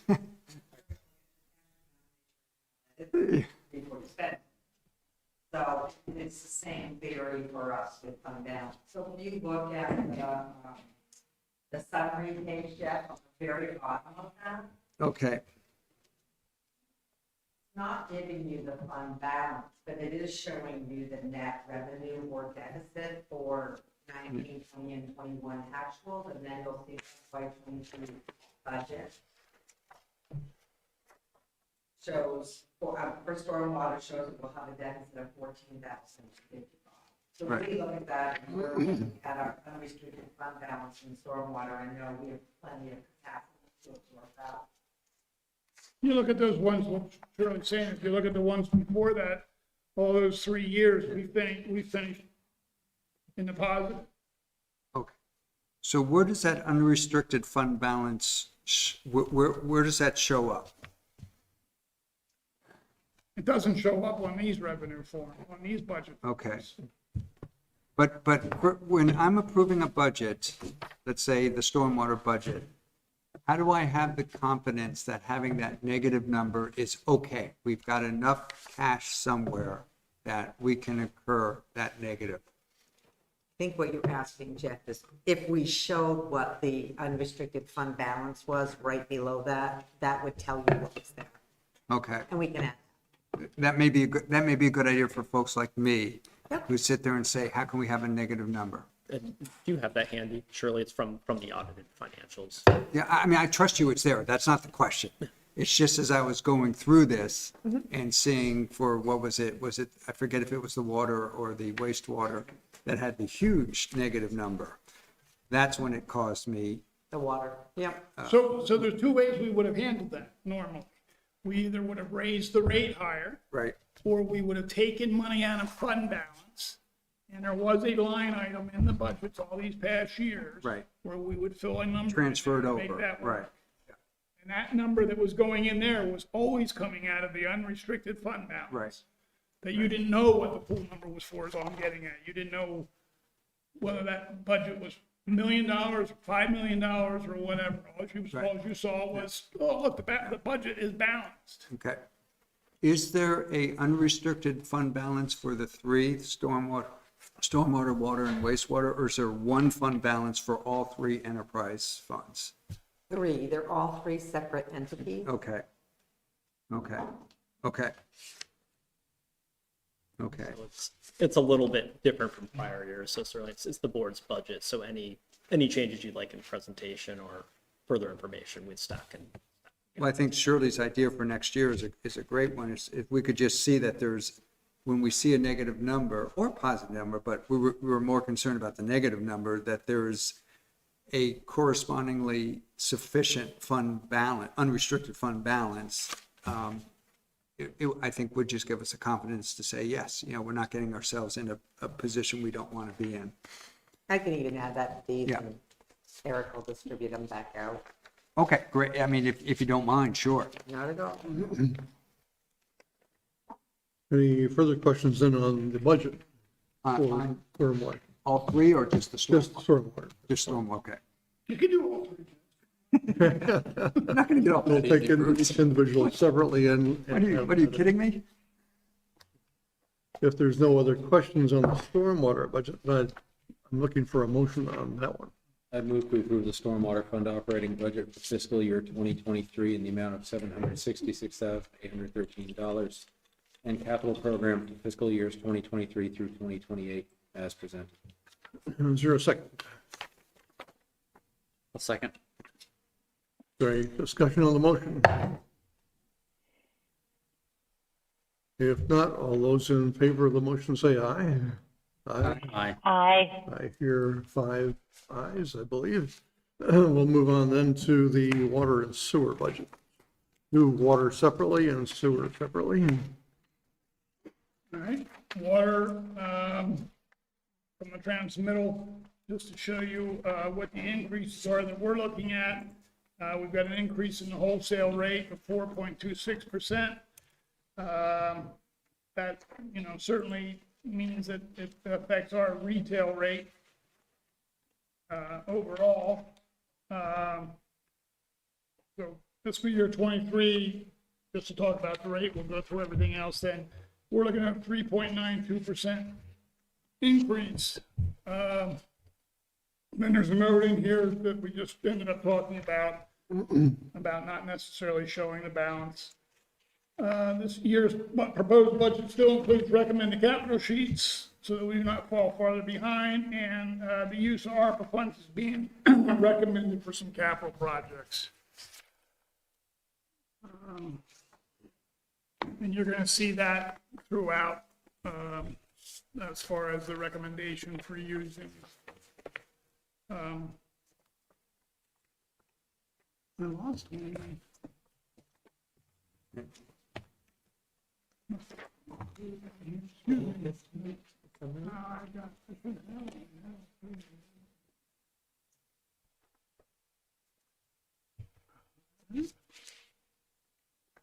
All right. I'm glad Shirley's here. We'll use her book. For water.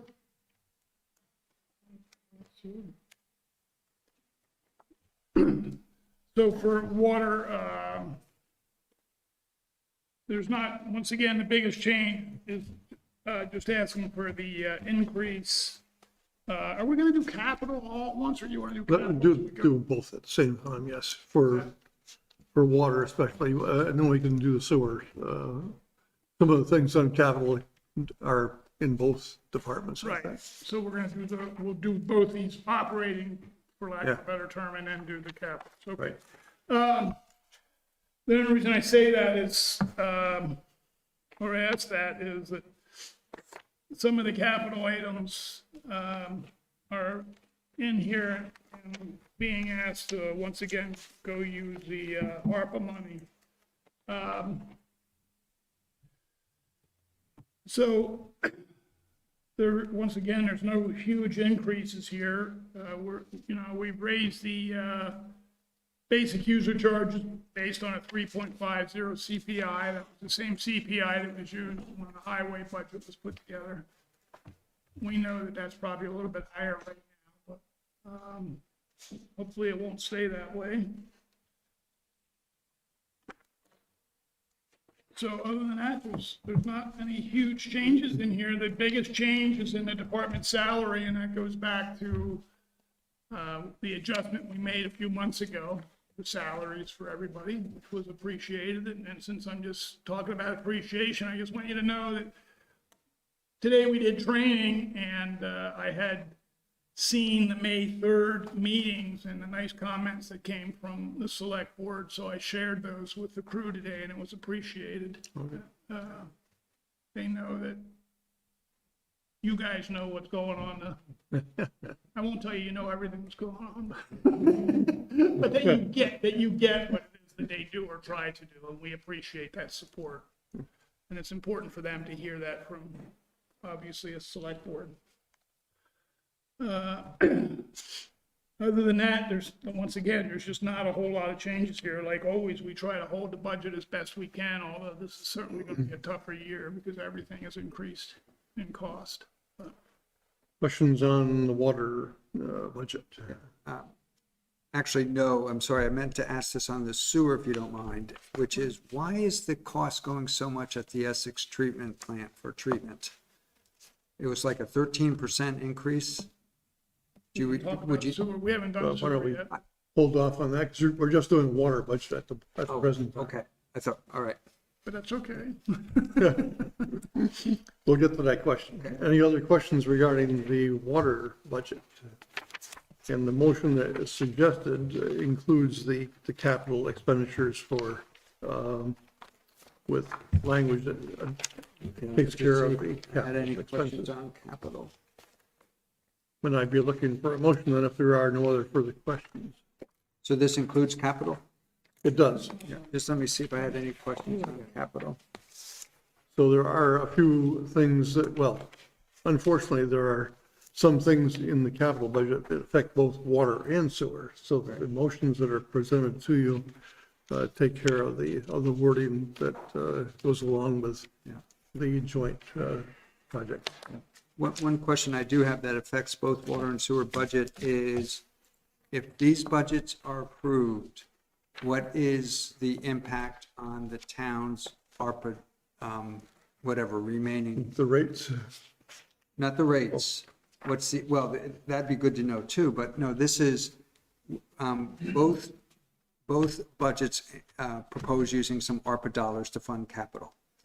yes. What I want to know is, once, if these budgets are approved, and thus those ARPA dollars will be used to fund capital, what is the impact on our ARPA funds overall? In other words, how much will it decrease the ARPA pot of money we have from where it is currently? I want it all anyway. What's that? I want it all anyway. At least you're honest, Bruce. The intent here is to identify it as a possible funding mechanism, but not to allocate it at this point. So Yeah. Oh, interesting. So the approval in this, the approval here is not necessarily saying if you approve this budget, you're approving those ARPA expenses right now. Okay, that's not how I interpreted it. I'm not, okay, that's good to know. Quite honestly, I would just assume you do that, Jeff. Because, for a couple of reasons. One is, even though it sounds like we've got a long time on that ARPA funding, we don't. You know, especially you, and I don't mean to think about anybody else here, but especially you know, it's gonna take a while to spend that money. Yeah, Even once we're told to go, we're blessed to use it, yeah, depending on the project. Yeah. Permitting alone can take us outside the time limit for that money. yeah. So most of the projects that I have suggested that money be used for are projects that I'm pretty sure that we can get through any kind of permitting Right, morass, for lack of a better term. Yeah. Before we end up getting to a point where we've got to go back and say, hey, wait a minute, we're doing the best we can do. Right. But because of, waiting for permits, we want and to I know there are extend, people in the audience that can even attest to that. Yeah. That, so that's what most of those are in there for. Yeah. In water alone, if 3 of the ones that are in there that I've suggested are on my original memo, and I brought a copy of that, list of possible ARPA funding, it'd be $300 and some odd thousand just in water. For Okay. a couple of the projects that are in there that I suggested. In sewer, I didn't actually go back and look at that, but, 1 or 2 major pump stations, $300,000 or $400,000 apiece. We're talking, $1 million, $1.2 million total. right. Just on those few items identified. And just so, Bruce, my concern is that we haven't had that discussion yet or come to a resolution yet about how does the town want to spend its ARPA allocation, the $3.1 million? How much for infrastructure versus how much for other programs that are of value to Williston residents and town staff? We just, because we haven't had that, I don't want to get in a situation where we're so far down because we've allocated, let's say, dollars to infrastructure, that high priority non-infrastructure project that's of value to Williston, no longer can we pay with our dollars because we spent it elsewhere, So, for lack of better words. so these budgets are set up so that whatever's in these budgets, using ARPA funds would just be a bonus, for lack of a better term. Right. It'll have a direct, yeah. So, and once again, we haven't really gone over the sewer budget yet, but pump stations are a big one. I mean, Yeah. we already know. Yeah. We put out the North Williston Road Pump Station just prior to COVID. And it had a $200,000 estimate from the engineers or something and came in at 375 or something. That was before this even happened. Yeah. So we're probably looking at $500,000 for that one now. Couple reasons for that, especially now, is materials. Just getting the stuff Yeah. and lead time on pump stations, just to order the pumps. You're Yeah. waiting 4 months, Right. whatever. That was before all this. Yeah. So once again, that goes back then to, we're already behind. We were doing a very good job. And I don't know if you want me to keep talking about sewer, but we were doing a very good job of doing that every other year pump station for a 20-year window for 10 pump stations. Yeah. By the time we get done, we're back to 20 years. It's time to do them again. Two things hurt us. One is we ended up doing Blair Park twice because the hotel came in. We weren't expecting that hotel. So that had to be an upgrade, even though we had just done a minor upgrade there a couple years before that. And the cost that came in at North Williston Road, actually both of those came in way over what we thought budgeted wise. And then the same thing we're all still living with, COVID. Right. So we haven't done a major pump station upgrade now for 2 years. So I'd really like to get us back on that cycle. And the only way we're going to do that is to get an influx of money somewhere to allow that to happen. We couldn't do the one, it wasn't just necessarily because of COVID, it's because we had to spend so much money on doing those other upgrades that even though we've been putting $175,000 aside every year, we didn't have any money left in the fund balance. Yeah. Or very little money. So that's. The other thing I'll mention on the water capital side for Chamberlain Lane, you'll notice we put ARPA or Clean Water State Revolving Loan Fund, and we're waiting to hear from how the state revolving loan fund's going to be set up. Seems like it's been delayed a little bit. I understand the state is likely figuring out how it's going to distribute its ARPA dollars and how that revolving loan fund will be structured, and if there'll be any forgiveness similar to the Lamplight project. So with this one, we can wait a little bit to get some more clarity on what that might be. Then if the board wants to move forward with that project, looking at those different funding sources and making a decision if it wants to move forward, how to finance it. So sorry to get specific, but that you're waiting for the state to issue the IUP, the intended use plan for the next round of funding? That's right. Yeah, okay, And then we got to see whether we're even in the fundable range. right. So, Because there's going to be lots of folks, yeah, okay. Trying to keeps our options open Yeah. for a little bit Yeah. before necessarily asking the board to but act. that's the only way we got the water budget to 3.9% increase. We were looking at a 25% increase. And I even sent Eric the memo on that. And then, I'm sitting there thinking, there's no way in hell I want to go in front of this board and tell them we're looking at a 25% increase. Yeah. So went back and really started looking at things, and that was how we were able to get things to where we can still keep moving forward, doing what we're supposed to be doing, and not hit everybody with large increase. But part of the reason for the increase, though, and it was in my transmittal, was we have had years where we've kept the rate flat. And I would suggest we never keep the rate flat, even if it's 1%. Because what happens is just what's happening now. It just comes back to get us later on. It sounds good, everybody's happy, nobody's getting a rate increase, but we pay for it somewhere, somehow along the line. Okay. If there are no further questions on the water budget, I'd be looking for a motion. Move to approve the water fund operating budget for fiscal year 2023 in the amount of $1,409,635 and capital program for fiscal years 2023 through 2028 as presented. Is there a second? Second. Is there any discussion on the motion? Hearing none. All those in favor of the motion say aye. Aye. Aye. Aye. And we have 5 aye votes, so we'll move on then to the sewer budget.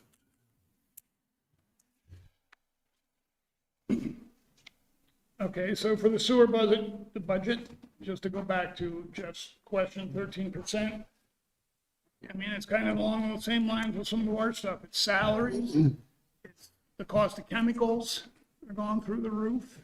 It's just all that kind of stuff that's making that increase happen. Okay. I don't have the specifics, I don't have their budget right in front of me to tell you, here's the real Yeah. items that changed. I should have thought about that actually, knowing it was that high and looked at that before, but I just don't have it right in front of me. No. I can say the sewer tri-town agreement, they did increase our rate by 13% of their Okay. I mean, everybody's facing the same thing. Everybody's had to increase salaries to keep people. My town, I didn't know, Richmond just did it last night at their select board. And they had the same kind of thing done that, you know, we did here, was they had a study done to see where rates were, or salaries were, and all that stuff. So it's happening across the board. You know, any one of our drivers, I hope this doesn't happen, could probably leave us tomorrow and go make $13, $14 more an hour. Not doing the fun job they're doing here.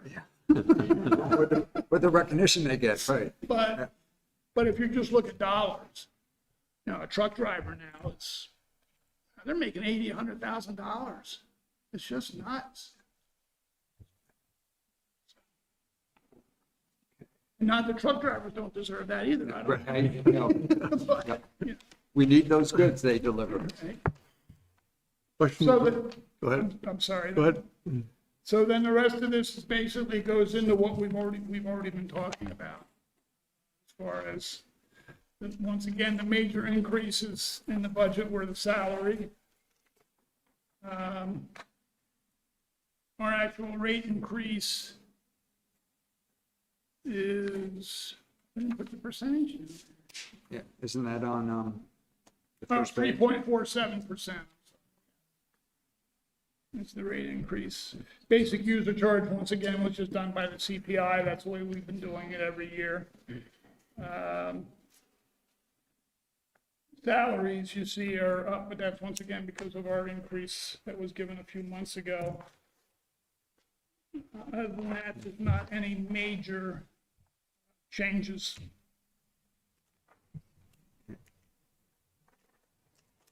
Questions for Bruce and Shirley?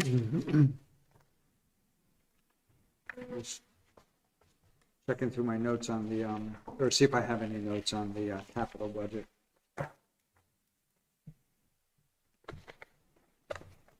No, just a question about ARPA. I just wanted to check the project funding and make sure I got them all. So if I missed something, Eric or Bruce, let me know. But when you look, again, I'm looking at the summary page for sewer, and I'm looking at the second page of that, and I'm looking under capital expenditures from the operating budget.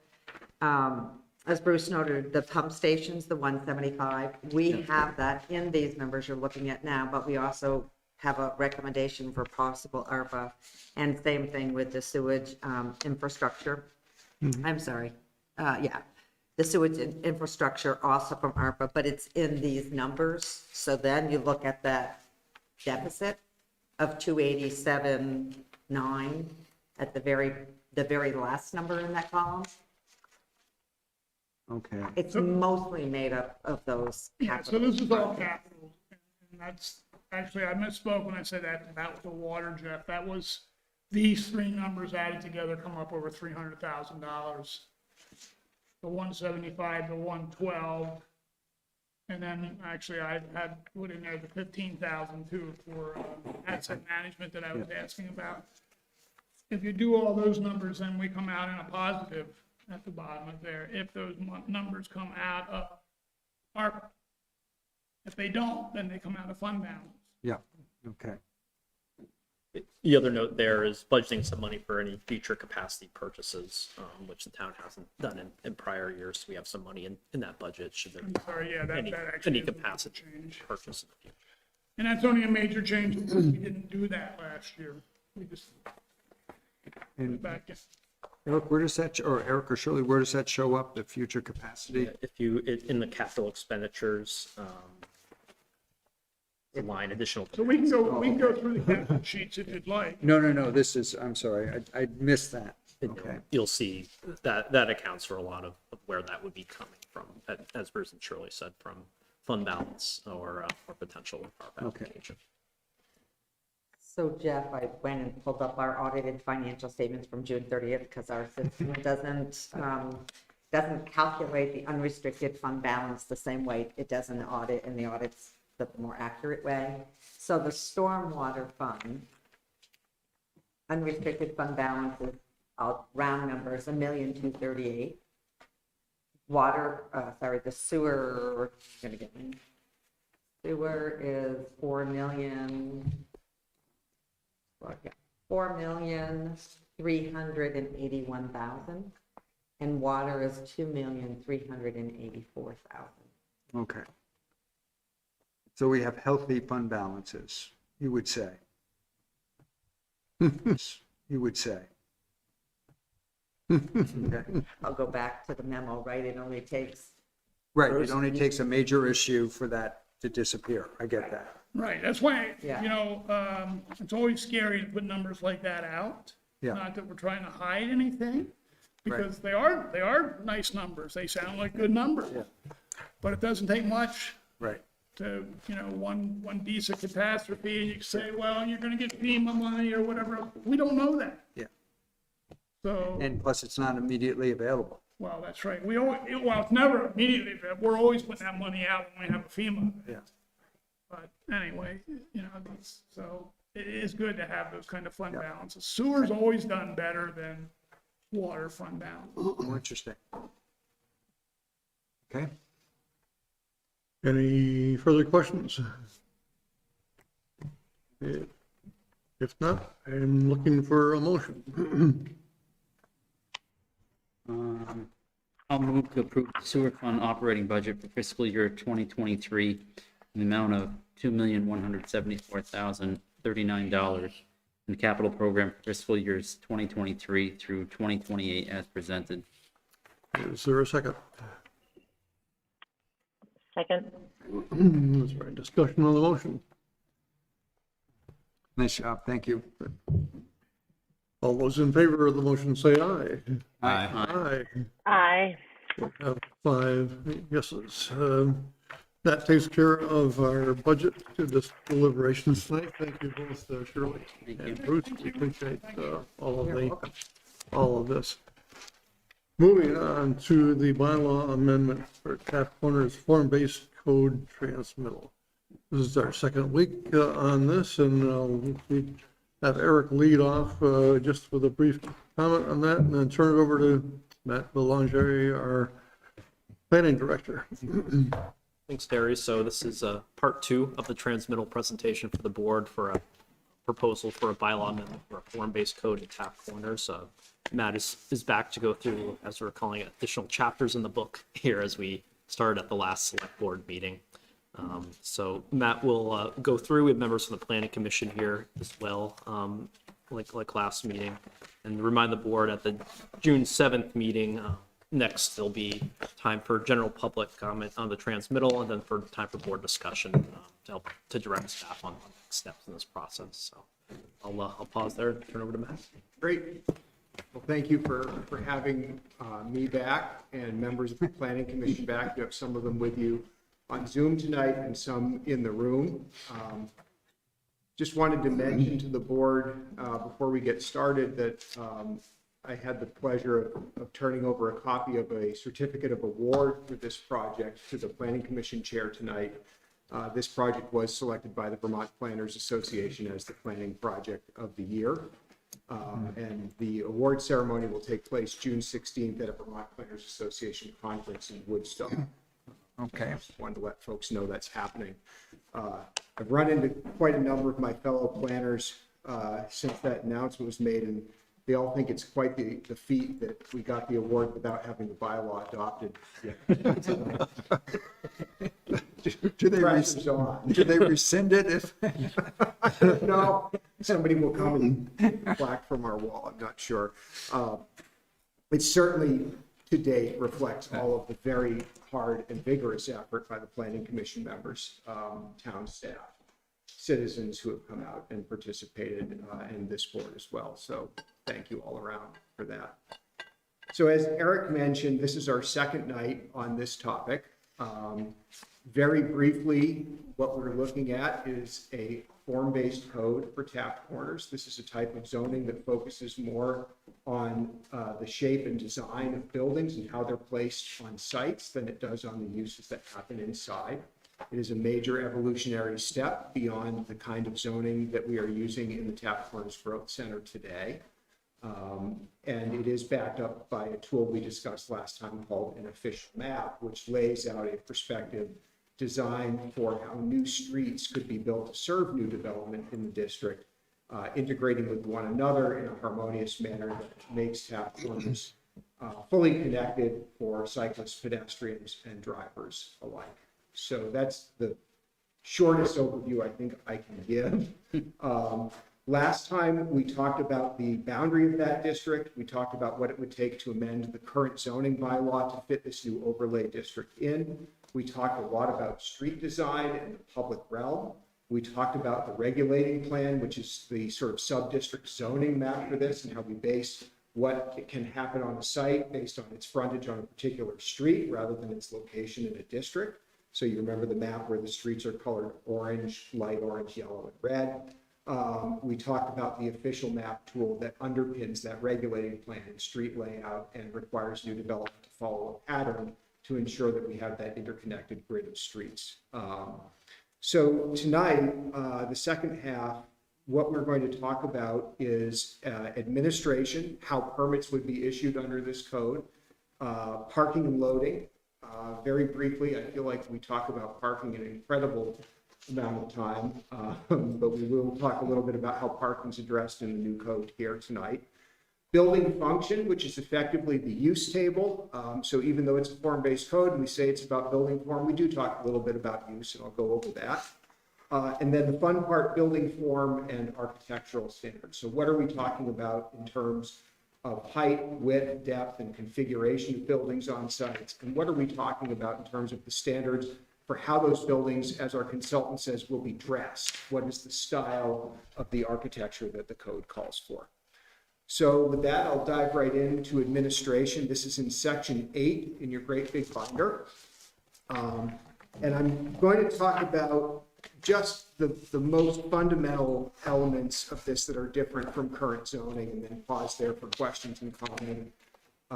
And also I'll just say after this first section, if the board wants me to run straight through all of tonight's elements and then open it up, we can do that as well. So the main takeaway from administration is we're trying to balance efficiency of permitting with clarity of the requirements and transparency of the process.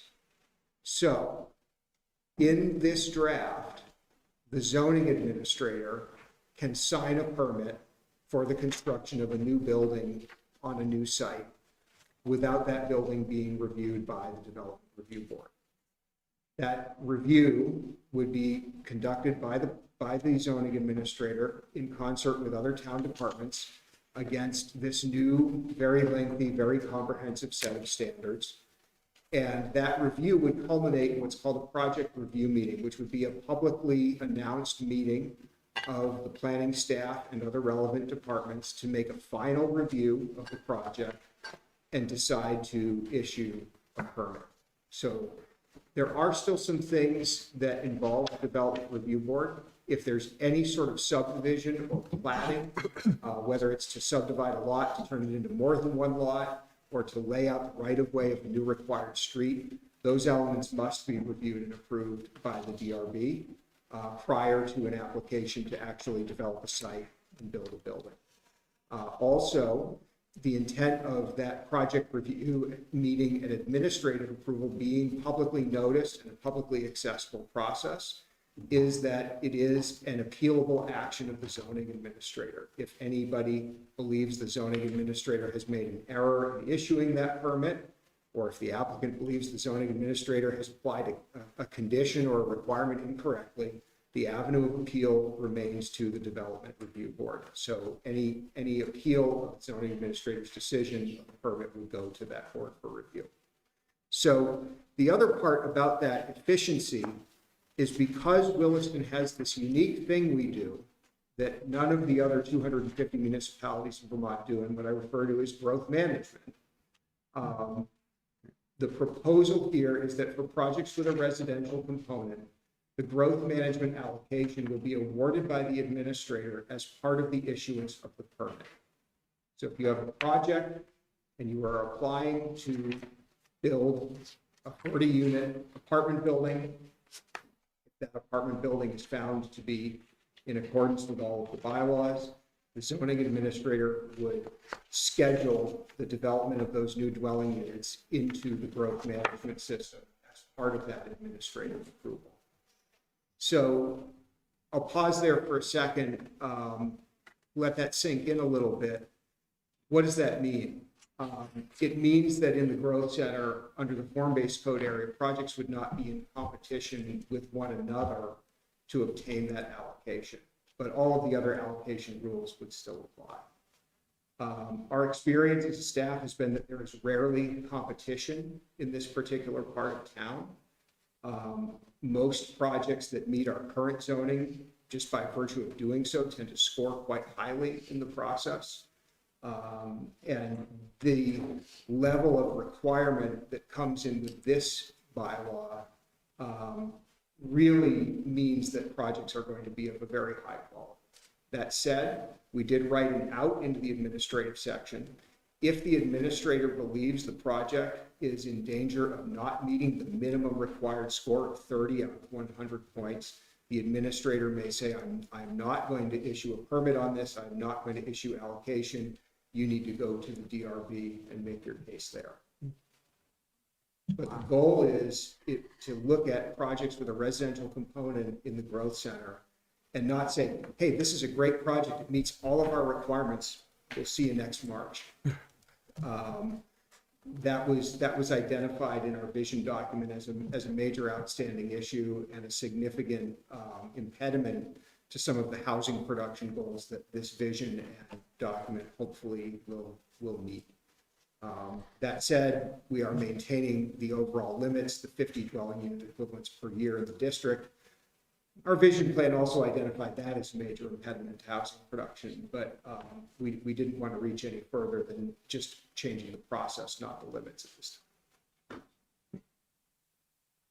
So the change of the permit going from a DRB to the zoning administrator it's not purely based on reducing the time, or is it? When you were starting to explain that, the big thing going through my mind was why? Because that's a major change. We used to have a committee, well, assuming these are adopted, we used to have a committee or board look at it, and there's some continuity, there's differences of opinion, but it kind of melds all together looking at this. Now it's up to a single person who may or may not, choose to stay in Williston and be replaced by another person. And you get a whole different philosophy in that person, not a whole different, but, so I'm trying to understand why. And the one thing you've told me so far is that it greatly reduces the time. And I see where that's a benefit, but it also probably comes with liability. And I want to understand, what are the benefits, what are the liabilities? So the benefit is time and just sort of less process. And I think also just we're finding that the more prescriptive our zoning becomes, the more things are more or less the way they're going to be by the time they come to a DRB hearing anyhow. And the kinds of things that are subjective and that are being hashed out at the DRB in the growth center are things that staff throughout the adoption or the development process of this code really identified as this ought to be more clear.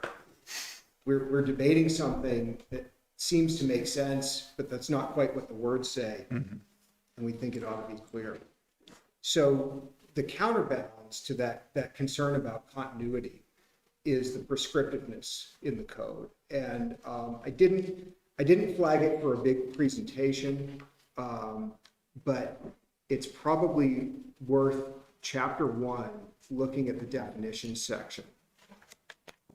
And what I call your attention to here starts, well, it starts in the gray box on page 5, and then it continues 6, 7, 8, 9. These are all new terms that have the specific definitions shown on this page, on these pages. These terms are in all caps, and when they're used throughout the code, they are also in all caps. So I can tell you, we had a conversation recently with an architect, and we were talking about building a building under this code, and the architect said, well, I see the limitation on building height, but where do I measure that from? And I looked at the discussion of height. It said, measure from the clear sidewalk. And I said, well, what the heck is a clear sidewalk? Well, it's in all caps. So flip over, and I get a definition of clear height on page 6, a definition of clear sidewalk on page 7. And it now makes sense to me what those terms mean. And that's just, sort of one quick example. So a little bit of time savings, way more prescriptiveness, especially around the things staff has identified over the last many years as being fairly subjective in the current code. And the idea that no matter who sits in that administrator's chair, they are bound by and need to follow these definitions. And, I will say that in considering this code, spent a lot of time talking to my counterpart in Winooski, Eric Forwall, because he's administering the code written by the same author. And he's a planning director who arrived on that job with this form-based code having been just adopted, but not a process he was really part of. So here you go, administer this. He said, yeah, I can do it. There's always a few things in practice you have to revisit, but it was not confusing to him what terms meant or what requirements meant. So the concept is that it's so, conceptually, it's so well described that one administrator to another is going to come up with a pretty similar interpretation of what meets that or what does not. Yes. There is going to be some case or cases where there is some, it turns out what was thought to be incredibly clear turns out not to be, or maybe it just was impossible to describe. In those cases, what happens when there is ambiguity, and however you say that word, it's not clear. It's up to some interpretation. What do you do then? So the first part is probably not the most satisfying answer, is it's up to the administrator. Okay. My view is if it's something that's really very critical, seems to have great consequence, seems to result in the approval of something that just doesn't make sense, the zoning administrator can make the interpretation that results in a denial and offer that denial and say, you can go to the DRB. We've often, in the time I've worked in Williston, offered that to somebody on an administrative permit. Said, well, I think this means this, and I'm pretty sure I'm right. But if you want, I'll deny your permit, which will give you the opportunity for, $130 on a Tuesday night to go discuss it with the DRB. So you offer a lot of access to the boards that are overseeing you, and you make sure that's part of the practice as well. But in this case, that Tuesday night that's available won't be 6 months down the road. It might be within a month or so. That's our standard practice with appeals. We put them on the earliest available agenda. Okay. We want to resolve those quickly. Just out of curiosity, how does the DRB feel about this new way, their new role in form-based, the newly adopted form-based code? So we've spent quite a bit of time talking with the DRB about this, both during the development of the draft and once we had the transmittal draft. And I sense a couple of things, but one of them that I feel most positive about is a sense of relief. Because if there's one thing the DRB as a group doesn't really like doing, they don't like being the arbiters of style. They like clear, concrete things. They like working through a defined process. And especially in Taft Corners, they find themselves being the interpreters of that famous phrase, use a variety of colors and materials, but with restraint. And 7 folks at 10:30 now on a Tuesday night are sitting there looking at a building elevation and looking at that design review requirement and the recommendation the hack has made based on it. And what happens in a case like that is that the result is just sort of like to nullify it. Say, well, I can't find a way to make an applicant do this thing or that thing based on that standard. So when we've talked about it, we've really talked a lot about the code handles those kinds of things in this really prescriptive way. And the other thing that I think that we've been able to talk with the DRB about this code in the context of is the way we're currently staffing projects, which is here's 40 pages of analysis of this new Aldi grocery store, to pick a recent example.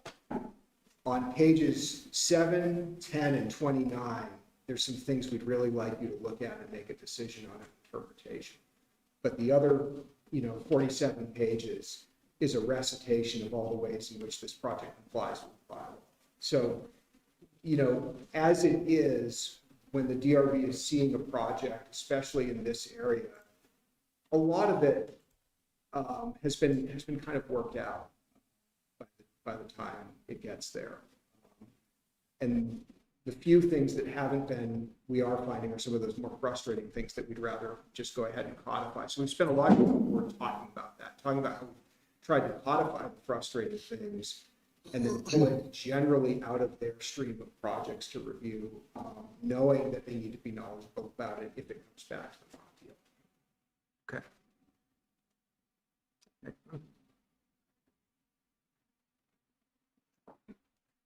Great. And I just want to remind Planning Commission members, if you want to jump up and answer anything, I brought water with me tonight, but I'm happy to not talk so much as to do. Well, let's move on. Let's talk about, all right, I lost my place, our next section. So parking and loading, section 6. And if you're in your binder, go ahead and grab the section 7 tab and go to the last page in front of it. You should have a diagram in front of you that's orange and green. This is our discussion of parking. And this is a summary table of everything that is said about how much parking is required in the preceding pages. So the takeaway I want to give you on parking is flexibility. And within that, there are a few things that we talk about as minimums and maximums, which is sort of the normal way that municipalities talk about required. So everything happening up in the green part of the table is about any sort of minimums. When do you absolutely have to provide a certain amount of parking? The first thing is you have to provide a certain amount of minimum parking for residential uses. And the numbers are there, and I'm just going to summarize and say they're quite similar to the numbers in the current zoning bylaw as it relates to multifamily residential. A tiny bit more flexibility for efficiencies in 1 bedrooms with the 0.75 per minimum. And we wanted to make sure that the calculation didn't top out any higher than our current requirements for multifamily. And then that's for reserved parking. And then you also have to provide some shared parking with a residential use. So you have some parking that's reserved, might be reserved for residential use only or a particular unit. You might also need to provide some parking spaces. You will need to provide some parking spaces that are more flexible in their use. Shared parking, whether it's because one unit needs another space or you have visitors or you have service, or even shared against a commercial use in the ground floor of the building. That's the shared parking requirement. And then there's a cap there at 2 spaces per dwelling unit on that minimum. So then in commercial, is there a minimum reserved parking requirement for commercial? No. Don't require you to reserve any parking for commercial. We do require commercial over 5,000 square feet to provide 1.25 shared parking spaces per 1,000 square feet. It's a relatively low number. It nevertheless means that commercial uses over a certain size will have to provide some parking on site. It can be shared amongst multiple commercial uses. That's our minimums. In the orange, we talk about maximums. So when do we limit parking? And the big answer here, you see a lot of columns that start with no, columns 7, 8, 10, and 11. And what that says is there are no maximums for the amount of shared parking that you provide. There's no maximums for the amount of structured parking that you provide. But we want to limit surface parking when it's reserved for just one use. So the limits you see in columns 6 and 9 for residential and commercial uses are maximums for reserved parking. This parking spot is only reserved for residential use in this building. This parking spot is only reserved for this business in this building. Because when you do that with a parking space, it means you're leaving it empty a lot of the time. So minimums are all about minimum shared and minimum reserved for residential. Maximums are all about limiting how much surface parking gets built that's really only reserved for one use. That's the really short version of parking. What else is in the chapter? Can I ask you a question about? Oh, yeah. Parking? That I'm noticing that in the definitions, the term shared parking is a term of art that's defined. Yes. But the term reserved parking is not defined. I wonder if that's going to be a problem 6 years from now when some sneaky lawyer tries to pull past one. We might be able to pull that over into the definitions. I was looking to see if we had said anything right in the chapter. I mean, I know what it means and you know what it means, but I hear you. Could somebody? I believe the focus in the current bylaw, Megan's asking, is it already in the bylaw somewhere, is really about shared parking because we require shared parking studies, et cetera, and sort of understood that any parking that's not shared is reserved. But we could clarify that. Oh, yeah, I just wanted to call it to your attention. Sure. So I did just want to mention the other element of parking. We do talk about bicycle parking in here and some rack requirements and a trip facility requirements similar to the current bylaw. And some ability, just as we have in the current bylaw, to offset for adjacent street parking if you're trying to meet a requirement. And then we do have some design standards for surface parking related to landscaping those areas, fairly similar to what we do in the park. And just keep in mind, other than street parking, the goal here is for parking and loading areas to be served from an alley that accesses the street rather than from individual driveways that access the street.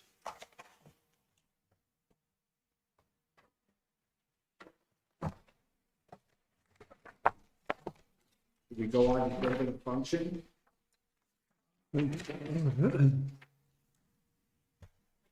Yep, okay.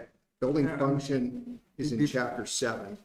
Before you do, and I was quickly trying to open up the official map. And the official map it deals with streets, but it doesn't deal with parking, does it? The street map, which specifies the types of streets, so it's the pastel version of the official map. When you go and look up those allowed or required street sections, what you'll see, and this is in the chapter 5, public realm. So when you're looking at your street sections, you see that several of those proposed sections, in fact, all all but really one street, which is the town takes over Route 2A street, includes street parking. They don't require it, so, you know, a lot of things can happen in what we would call that parking lane. You may have bulb outs, you may have places where you're controlling speed, you're protecting parking. But the intent is for those street sections to accommodate street parking. And, you know, there'd be a strong incentive for somebody who was building a chunk of street in order to develop a building on it to have that street parking in front of the building. And that will be addressed as part of the minimum or the parking They requirement. have some ability to offset. So, you know, when you're trying to fit all the building you want on site, and some of the parking under it and some behind it, and you go, oh, I need 3 more spaces, you may have the ability to offset to the street for that. Okay. So yeah, there'd be a strong incentive to integrate street parking if you were building a new street as part of the project. My question, and you helped me think my question through, my question more is where does, when there is parking and let's say it's not beneath, you know, underneath a building type parking, it's more the surface type parking. How is it determined where and how that can be allowed?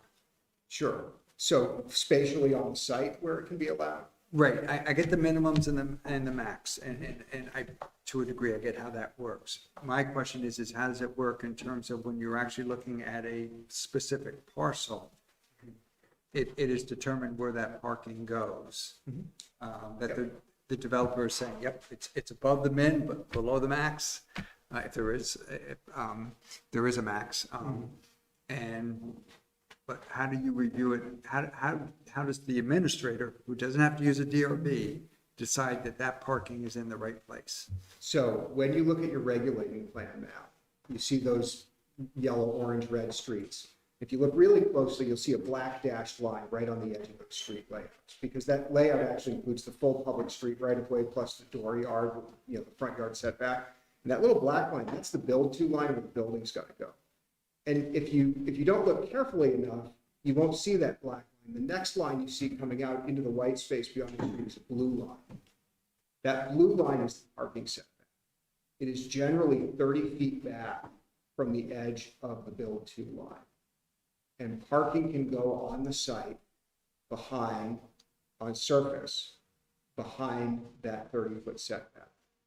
So the idea here is we're not going to front the street with a parking lot. You're not going to have a block where, you know, you're walking on the sidewalk and you're looking at bumpers right next to you. In fact, if you have a parking lot and it's not behind a building, you're most likely in this code being required to place it not just 30 feet back, but behind a street wall of some kind. So there's actually a physical element providing a visual and functional buffer between the parking and the streetscape. So we've looked at a couple of just example sites redeveloping existing lots in Taft corners under this code. It all kind of falls into place when you start thinking about, well, what kind of building could I put here? Well, I'm going to be required to put it up on the street. Oh, I've got a corner, so I've got to, you know, stick it on the corner. All right, what's left? Where am I going to put the parking? Well, I can't put it within 30 feet of the street. Looks like I'm putting it behind the building. Yeah.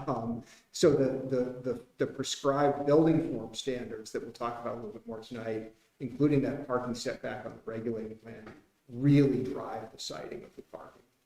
Okay. All right. All right, let's talk about use. This is in chapter 7, and I'm on page 84. There's a multicolored table there.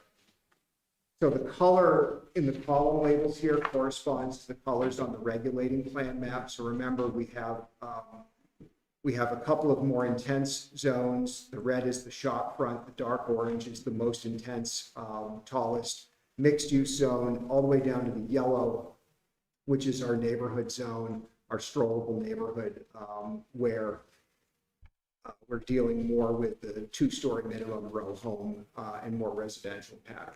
So a couple things you'll notice about the way we talk about uses here. If you've ever seen a use table in the current Williston bylaw, you'll see all of these names for uses and all of these 6-digit numerical North America industry classification codes about what those uses are. And it gets very, very fine-grained. This is very broad. Residential, commercial, retail, industrial, civic, couple of subcategories under each of these. And then you have whether that use is permitted, not allowed, or if there's any additional requirements for that use. And the really different thing here, other than the use categories are really general and most everything is allowed somewhere, everywhere in the code, is that some things are allowed on a ground story, but not on an upper floor. And if you look at the types of uses we're talking about here, it becomes fairly obvious. You can do vehicle sales on the ground story in the urban shopfront district, but you can't do it upstairs. Because that could create some significant conflicts. And some of these uses are things that you probably would not expect to see in your design conscious downtown with a strong pedestrian orientation, like warehouse distribution and auto repair and light industrial and manufacturing. But they might. A small maker space, small car repair, in a real sort of city, you might see those things in some parts of the city in the ground floor of a building. So this is permissive, not prescriptive. There are ways that some of those less traditional Taft Corners uses might be allowed. They're going to have to follow the form. They're probably not going to be upstairs from somebody's apartment. So that's the main thing to understand about use. So when I say that the code de-emphasizes use, that's the use table for the whole code. It fits on about 3/4 of a sheet of paper in a 120-page draft document. We're not going to spend a lot of time worrying about use here. I was on the planning commission. The first thing we did when I got on was redo the use tables, and it took forever, and it was as exciting as it sounds. And I'm glad to see this is a lot more concise. Right. Yeah. So the last thing is this is just a good time to revisit something we talked about last time. Although this code is definitely designed to enable a lot of mixed use. There's only one place in this whole code where we're saying we want to see a commercial ready ground floor, and that's along that main street, the red on the map currently designated as Wright Avenue. Everywhere else, if you meet the building form, you can go residential to the ground floor if you want. You can have commercial on the ground floor in most places if you want. It's really up to the builder of that building and what they see fit.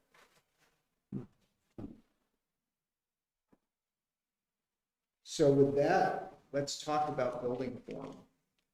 This is in chapter 3. This is where we talk about what's allowed in terms of the height, the width, and the depth of buildings, and to what depth the full height of the building is allowed. And it's also where we talk about where a building can be placed on its lot. So if I was trying to figure out what I could do on a piece of land in Taft Corners, I'd take a look at the regulating plan. I'd look at what colored street my lot was on, and then I would go into these building form standards. On the second page of the chapter, on page 18, you see the sort of statements of intents and frontage descriptions for the regulating plan designations. So town center, storefront, transitional neighborhood, strollable neighborhood. And you see some of those all caps definitions there. And then you see general provisions talking about placement, put the building on the required building line. There are some ways you can flex off of that required building line. We had some early examples. We have a lot of curvy streets in Taft Corners, so we had to figure out some things about what to do if you're in the middle of the island in Blair Park or on the curve at Harvest Lane, and you've got that build to line, but you don't feel like building a curvy building. So we have some ways you're allowed to have significant length straight facade elements there. You can see that in the diagrams. You can see some discussion about needing to occupy corners when you have them. What happens when you want the building on the build to line and you want it to really occupy the street is you may at some point say, well, I've got more lot than I have desire to build. And depending on how that lays out, You may make up the difference with a small street wall or another element. You generally need to occupy 70 to 80% of your lot frontage. But if you've got a really big lot, what you may be really looking at needing to do is subdivide. Really, you have two lots.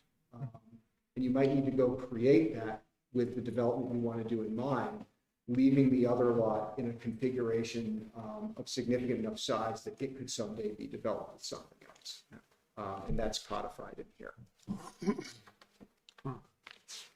On our screen, Emily was just showing a drawing of a street wall. In cases where there's more property that a developer wants to develop, and there'll be an empty lot, they for some reason, either they choose not to subdivide it or they do subdivide it, but the person who bought the subdivided lot is not interested in doing anything on it yet. Will it be required that they build a street wall? Not immediately, no. So we could have that empty lot. You could have that empty lot. Hopefully it would be compelling enough that, Yeah. Somebody would want to come do something. Okay.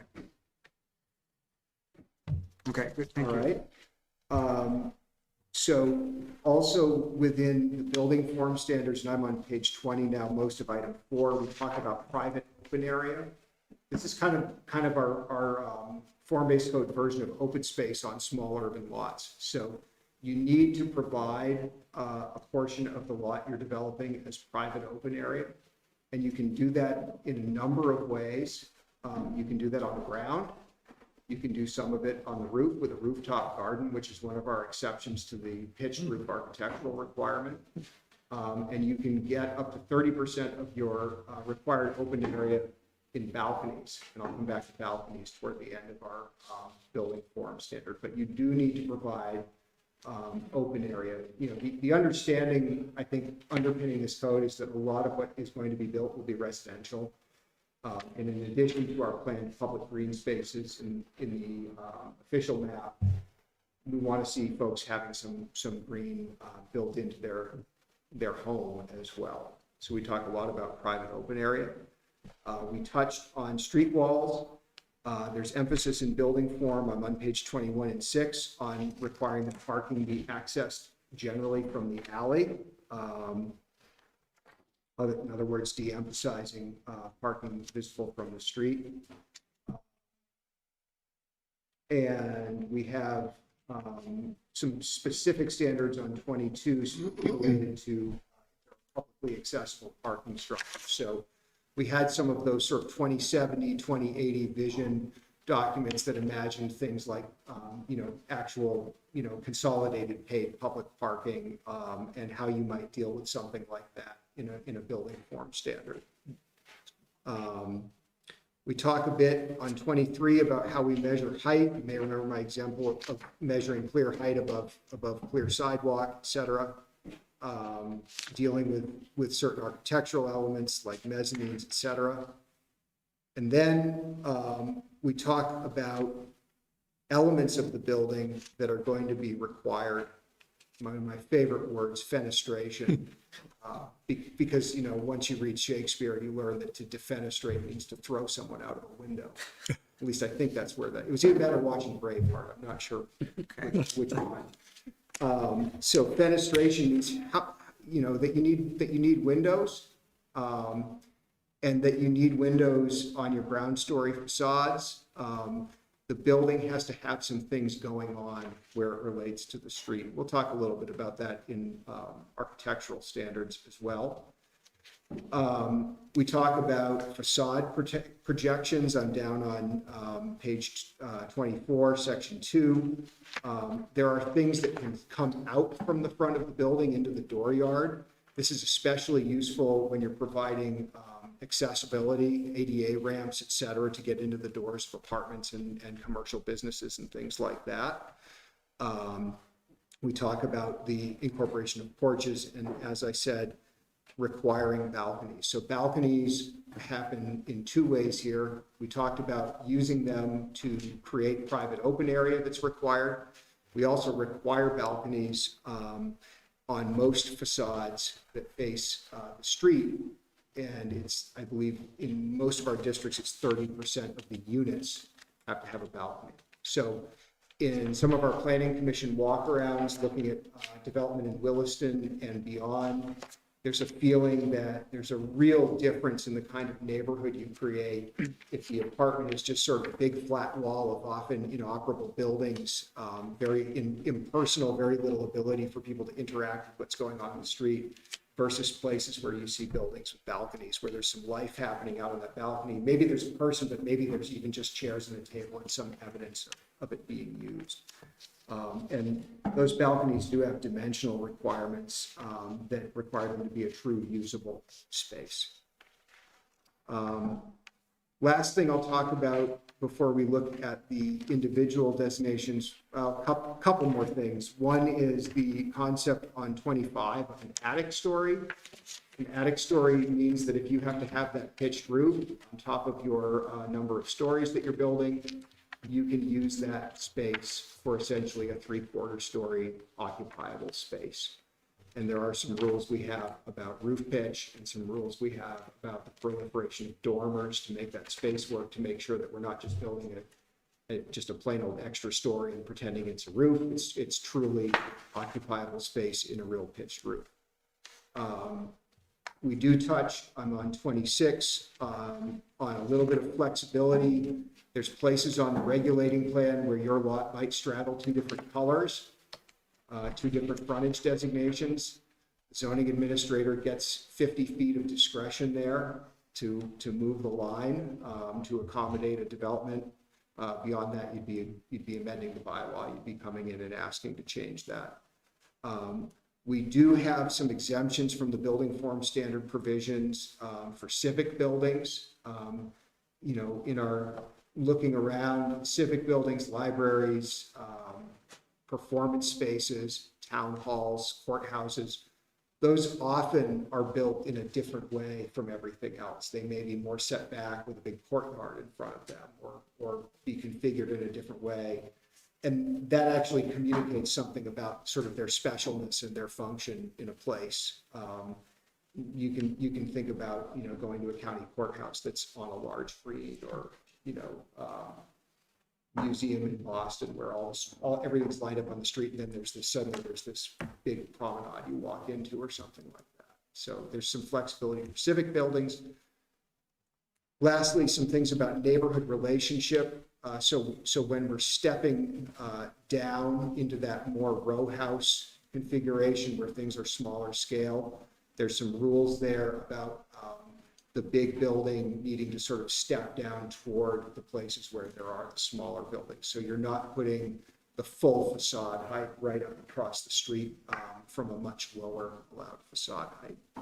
And we have a little bit more flexibility for accessory dwelling units, letting those come into row homes. So today in Williston, you can only have an accessory dwelling unit to a single family home.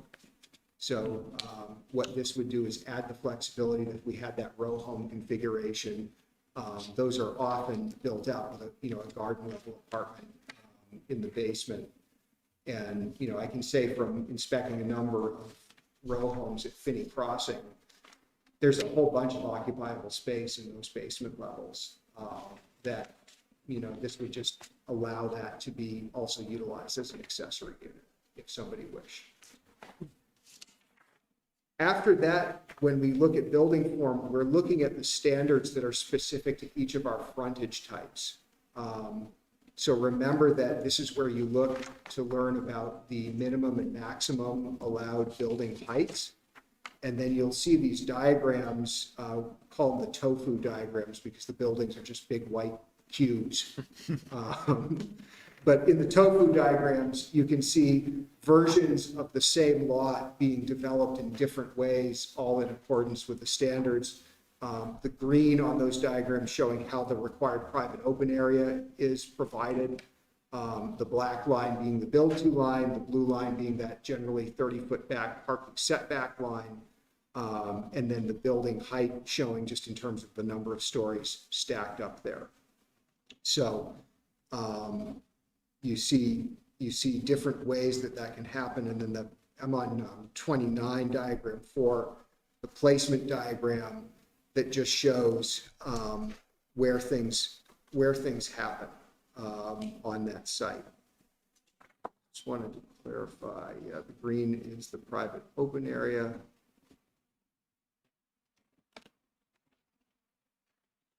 So then, we're using the town center frontage right now as an example. I'm on 30 and 31. You see these diagrams that are specific to each form district. So, and underneath that diagram on 30, you see the discussion of what those form standards are in this district. So here in the town center, you need to occupy at least 80% of that required building line length. If you don't build on it, you need a street wall. You are allowed to chamfer a corner to provide a corner entry. In other words, not come right to the build to line at the corner. And you can generally occupy the street. You can see where the buildable area is. And if you look up at that diagram above C, you see a red line. So you can come back with the full allowed height of the building for a maximum depth of 80 feet. After that, your maximum height is 1 story. So think back to those tofu diagrams on the page 4. You see the full height of the building, and then sometimes you might see another piece of structure that's more than 80 feet back from the street that's limited to 1 story. Might be a utility area, garage entry, or something else like that. Full height within 80 feet. You see a maximum building footprint. You see a maximum building frontage and a minimum building frontage. So the maximum width of the building here is 180 feet. The minimum is 60 feet. And then you see the specification for private open area, the green, 15% of the buildable area on that lot needing to be dedicated to private open area. So that's how you figure that out. You see parking setback again, blue dashed line. Any parking forward of that setback line would need to be completely underground. If you put it completely underground, it's fine if it's right up against the dooryard because we're not seeding it anymore. But if it's visible, it's got to be stepped back those 30 feet. And then on 31, you see the vertical version of the diagram showing the building height. So in this district, maximum 5 stories, minimum 3. We're looking at a finished floor elevation. And if you look inside the building, you see a couple of elevations. You see something that says -6 to 18 inches and then 3 to 6 feet. The idea here is if you're intending a commercial ground story, the idea is for that commercial use to be between -6 to 18 plus inches to the street level. In other words, you walk right into a retail store off the sidewalk. If you're doing residential, it's really not very nice to be eyeball to eyeball with everyone who's outside while you're washing the dishes. So minimum 3, maximum 6. And one of the questions that came out of that was, well, if my residential ground floor has to be up off the sidewalk like that, what am I going to do about ADA? Well, the answer is you can use that dooryard to build your stoop and to build your ramp. So you can occupy that 5 or 7 foot wide dooryard with that ramp element so you can ramp down to the sidewalk. So we talk about those things again. We're regulating building height in stories, but we do also have a number of feet there just in case somebody thought they were going to build a 5 30-foot stories or something. The maximum height here says 64 feet, and that's defined building height. Go back to the definitions, clear sidewalk to top of top plate, meaning the top of the building before the roof pitch starts. So there's a couple ways to look at height, and you have to comply with them all. And then you see ground story clear height. So if you are going for retail, it's a taller ground story. If you're definitely intending residential, it's a residential dimension. And again, only one place in the code area where we would require that retail ground story, and it's not here in town center. So each of the designation areas works the same way. I'm flipping into the red and then the yellow on page 36, the transitional neighborhood frontage. They work the same way, but the numbers change. So I'm just going to compare on pages 38, 39, transitional neighborhood, the yellow, sorry, the light orange on the map. In fact, let's keep going. Let's go all the way down to strollable neighborhood, the lowest intensity one on 42 and 43. You see pictures showing intent. You see the tofu diagrams. They look different. The tofu is smaller because the allowed building is smaller. The required open area is a little different as well. It's bigger. It's 20% instead of 15. If you go to 44 and 45, you'll see the flat diagram and the height diagram. Very similar diagrams, except here we have minimum 2, maximum 3 stories, maximum building height at 42. We have still full height within 80 feet, and a few of the other standards are a little bit different as well. Biggest difference here is the maximum building footprint is only 7,000 square feet. So this is a much more likely to be fully residential scale design here. But each of our different building form standard areas works this way. Figure out where you are on the map, go to building form, look at the placement diagrams, look at the site diagram and the height diagram and the things that are on these 2 pages, and you know most of what you need to know about where you can put the building on the site and how big it's going to be allowed to be.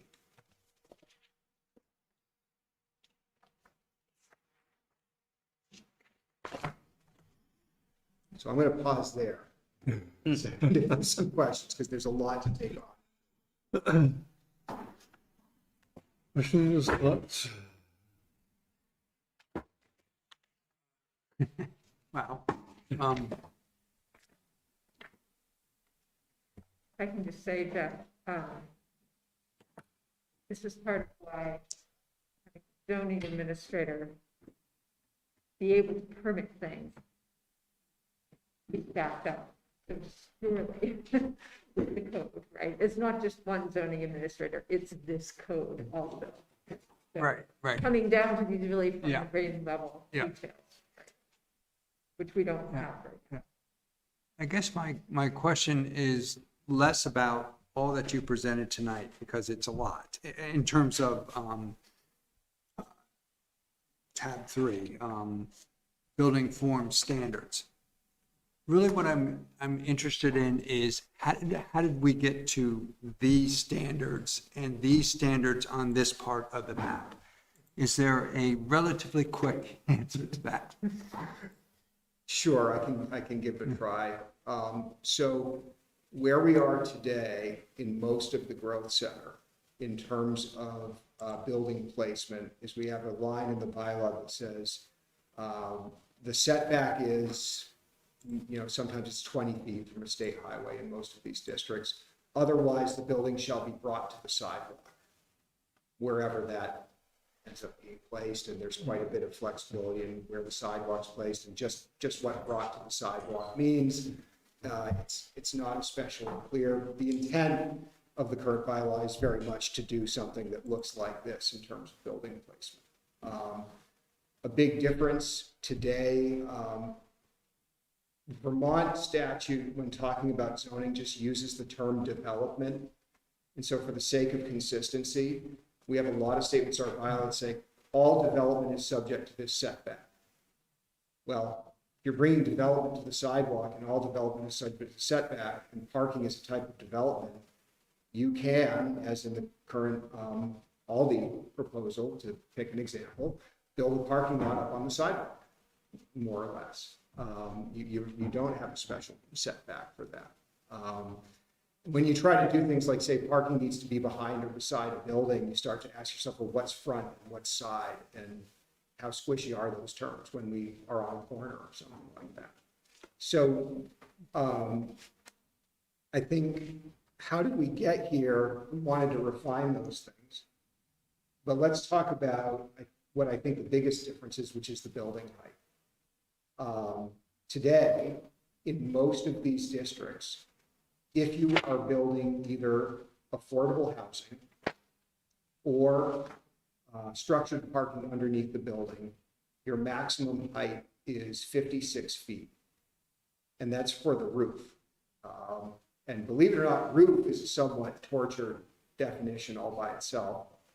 One of the things it doesn't include is the mechanical equipment on top of that roof and any screening around it. We sort of learned that the hard way, processing some certificates on a couple of buildings in Taft Corners, where we had a building either at the 36 or that 56-foot limit, but then a giant piece of mechanical equipment with a giant stockade fence around it, apparently hiding it. Although in some opinions emphasizing it. And so really we're looking at something that looks more like 66 or 70 feet with this sort of appendage on the top. So the intent here was to take, as I keep saying, sort of an evolutionary step from what we have. The building height is no longer conditional on the provision of affordable housing or structured parking, but most development is going to at least want to do structured parking, just because of the way it works in terms of trying to develop one of these sites. And it's a small step beyond what's currently allowed, those maximum heights. So 64 feet pitched roof on top of it. Yeah, you could be looking at 72, 75 feet on a 5-story building at 64 plus a steep roof, maybe with some dormers in it. That is different. There were vigorous conversations at the Planning Commission, especially about maximum building height. And there was some disagreement about it. What's right in terms of the scale for Taft Corners. A lot of that goes back to the conversation about to what extent does the town want to try to set the table for a greater abundance of housing at various levels of affordability? Because more height means more units on the same amount of land and a possibility of sharing costs. And I'll leave it there. I think, Megan, you might have some things to say about height as well. Yeah, and it was definitely something we had a lot of conversations on, and I think that there is certainly there was some sentiment within the Planning Commission. Some members felt like, yes, we need to achieve those efficiencies. Let's go for the height. Some felt a little hesitant about that, and understandably, it's very different than most of what we have, at least in the southern side of Route 2. And I think ultimately, we put it forward with this suggested 5-story limit, partly to see what you folks think.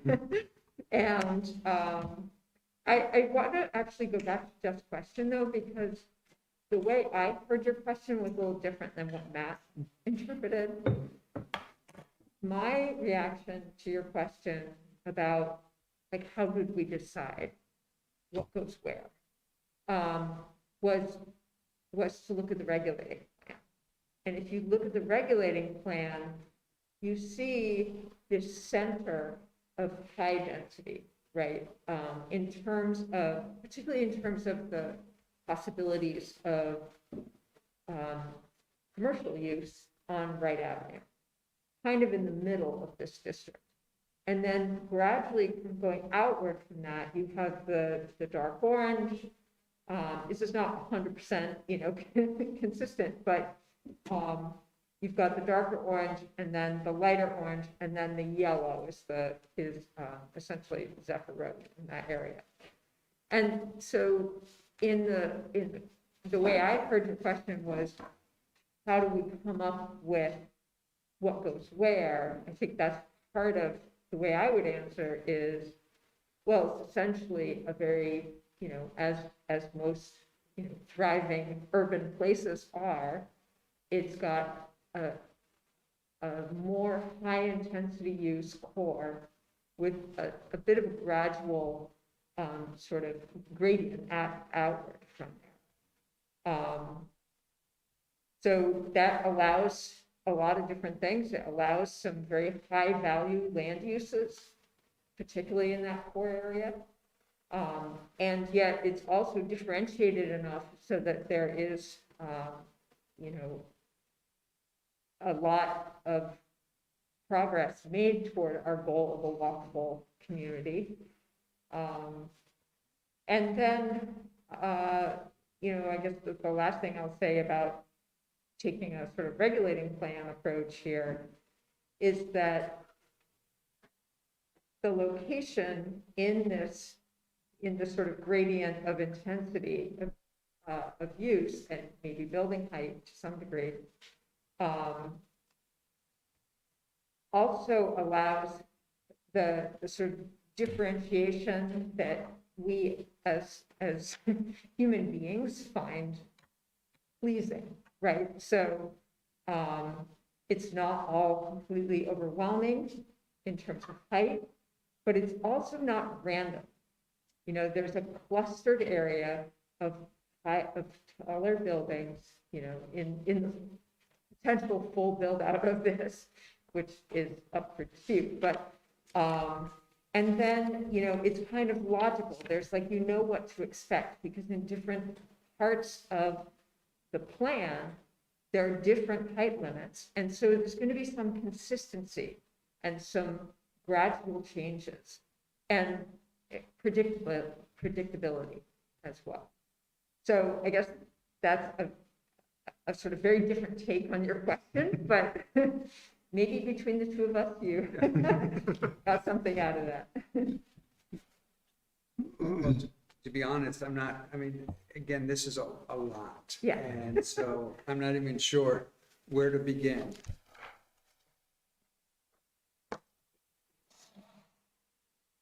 Is the planning commission, is there a consensus that, of course, there's a gazillion different ways in which this could have ended up. But is there general consensus that what we ended up is an appropriate approach? Maybe that's not the best word for, that concept of that core and dense area and the spill out of it, if you will, and less intense, but still, fairly dense compared to the rest of Williston development. Did that, and given that, the terrain that's there, given some of the existing uses that were there, given the, the major bisecting thing right now, which is Route 2A and Route 2, Yeah, I'm just trying to get a sense of, I'm looking to you to help me understand how I should feel about this. You should go for it, because we did.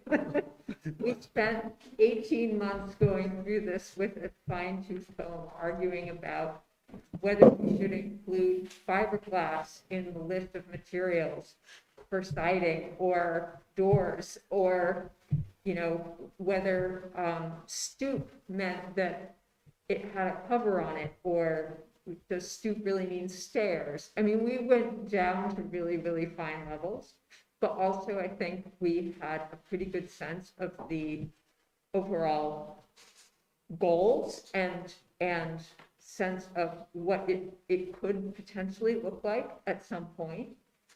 We voted 5-1 to bring it to you folks. We had one person not present and one person who had some very healthy questions about, building height, parking, some of the friction points that I think we can certainly still work on. And we would, partly like to hear from you as well on those.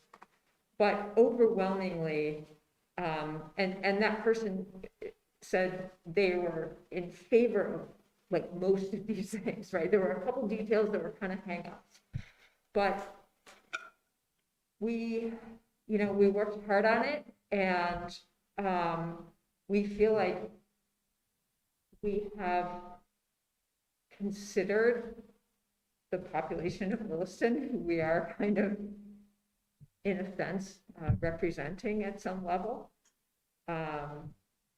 And, we brought a lot of different viewpoints in and came to you with a 5-1 vote. So I'll leave it there. Okay, all right, thank you. So we'll have, at our next meeting, we'll have a great opportunity to hear other positions on this and answer our philosophical questions as well. So I think we still have a fair amount to do with tonight at the rest of the meeting. So thank you, and we'll look forward to seeing you again in a couple of weeks. Thank you.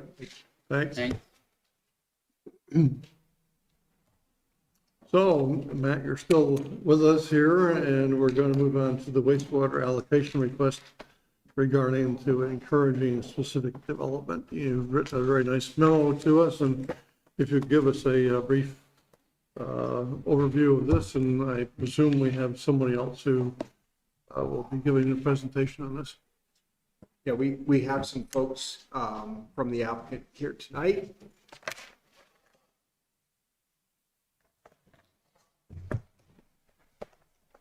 Go ahead, introduce yourself. Good evening, folks. My name is Norman Stanislaus. I am the property manager at Whitecaps Business Park, the real estate broker at Whitecaps Business Park, and also I'm the contractor, and I have been there from the inception of the start of Whitecaps Business Park. Thank you. Great. So what the select board has before it is a request to purchase for the purpose of locating Evergreen Family Health in the White Cap building up to 3,750 gallons per day of wastewater treatment capacity from the encouraged specific development category of sewer allocation as it was established in the fiscal year 2022 attachment A to the town of Williston regulation of sewer allocation ordinance. This category of allocation has 10,000 gallons per day in it. This is the one category of allocation the select board votes on every year that cannot be sold to users simply by the staff, as all of the other categories, new commercial, new residential, et cetera, can be. It requires that somebody wishing to purchase allocation from this category come before the select board and request to make that purchase, and that request for purchase be analyzed against the requirements of the allocation ordinance and the town plan and Williston development bylaw. So I'll go into that a little bit in a minute. The purpose of the request for allocation, as I said, is to facilitate the relocation of Evergreen Family Health, which is a general practice medical use, from its current location in Williston at Park Avenue to the White Cap building. The White Cap building represents a long-standing adaptive reuse project of the former Rossignol Ski Company warehouse on Industrial Avenue. In fact, I think it's one of the first places I was given a tour of when I came to the town in 2008.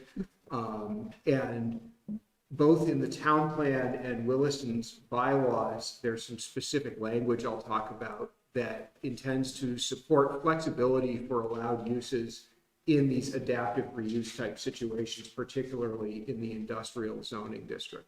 And as it was explained to me back in 2008, this particular building is in good shape. It's a building with a long useful life ahead of it, but generally not tall enough for the kinds of warehouse uses it was originally designed for. Racking doesn't fit. It's not useful for that purpose anymore. And since many years ago, there's been a project ongoing to outfit various parts of the building for other uses, and this continues that process.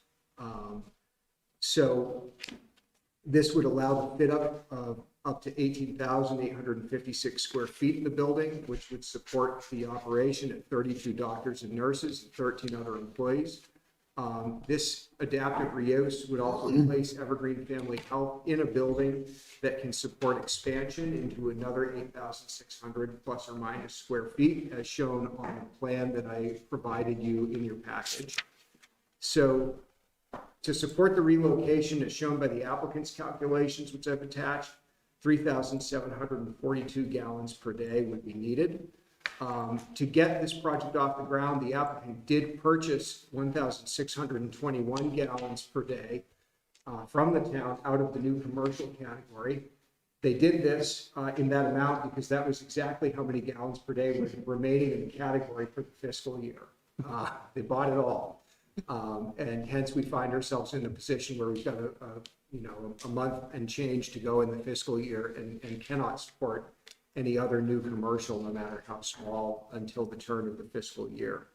So the recommendation I'm making is that the select board vote on allowing up to 3,750, which would support the full amount needed by Evergreen, would allow us for that remaining month or so to return the 1621 into the new commercial category and deal with any small projects that come down the pipe for the remainder of the fiscal year. And I worded it to say authorize the sale of up to, just to allow for some flexibility if it makes sense to strike that balance a little differently at a staff level. The staff would have the ability to do that. But all of what Evergreen needs could be sold under this vote from the encouraging specific development category. So as I said, to sell allocation out of this category, a select board vote is required, and that this is different from the way other allocation works in attachment A.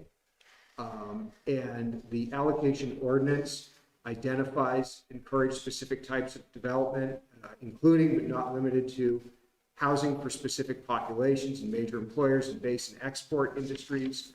And goes on to state allocation made under this provision must be to implement a specific goal of the comprehensive plan. So I wanted to talk a little bit tonight about the town plan goals that could be supported by this sale of allocation. And the first place we do that on page 2 of your memo is talking about it in the land use chapter, chapter 3. This is in the current Williston Comprehensive Plan. The plan acknowledges that there's been a real change in the mix of uses in industrial lands in Williston. It's becoming more diverse. And we have space in large buildings along Industrial Ave that has changed, including offices, gym, daycare, et cetera, that are allowed by zoning in the area, especially when existing buildings are converted. So I'll stop there and just mention that in the bylaw, our industrial lands chapter has specific provisions allowing greater flexibility for allowed uses. In the adaptive reuse of a building, identifies adaptive reuse as a building that is being repurposed and has been approved for such under a site plan approval, which the Whitecap building's been through a number of site plan approvals with DRB, with office and other service uses like medical specifically identified as purposes for that repurposing of the building. We have an objective in the land use chapter calling for changes in refinement and standards applied to uses of industrial lands and implementation of that policy in the bylaw, as I quoted before, in 36132 offices. We wouldn't let somebody build a new office building in the industrial district, but we would let somebody do office work in a converted, adaptively reused industrial building. We also, in our economic development chapter of the town plan, refer back to the land use chapters and talk about the fact that supporting adaptive reuse is also an economic development strategy related to job expansion, creation, and retention in Williston. Finally, in 2020, the select board voted a slate of amendments to the town plan, and one of the focuses of that was to add public health policy goals throughout the plan. And included in those added statements was one referencing Williston's vision to support active living, healthy eating, access to services, and recreational opportunities within the town. I would see this as falling under the access to services element of that statement, in that retaining a primary care medical practice in town in a place where it has room to expand means that access is available to town residents, workers, and others. And I conclude my memo with something I already brought up, which is why 3,750, how that balances against the existing purchase of 1621, and some of the ways in which that could be handled with a purchase. I'll stop there. So, would you care to present anything other than what Matt has already presented? Matt did a great job. Okay. Very thorough. We're open to questions from the board. Oh, boy. Well, anybody else first? Go ahead. Well, the first question, kind of mundane ones, is it was unclear to me who is actually purchasing the capacity. Is it Whitecaps or is it Evergreen? Whitecap Business Park, as the landlord, is purchasing the capacity. Okay, okay. So, and then you're going to, Evergreen will rent space from you. That's correct. So the kind of the question becomes is, let's say Evergreen's there for a year, for whatever reason, they move. The capacity will stay with Whitecap, I assume, even though the use is, the use that it has access to that capacity may no longer be the same use. That is correct. And that's just part of the game. You know, that could happen. Okay.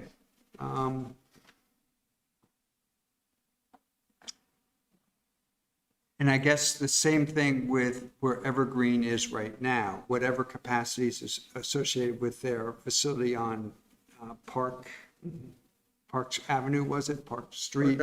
Park Avenue will just stay with that building. Yes. Okay, I just want to make sure I understood that part of it.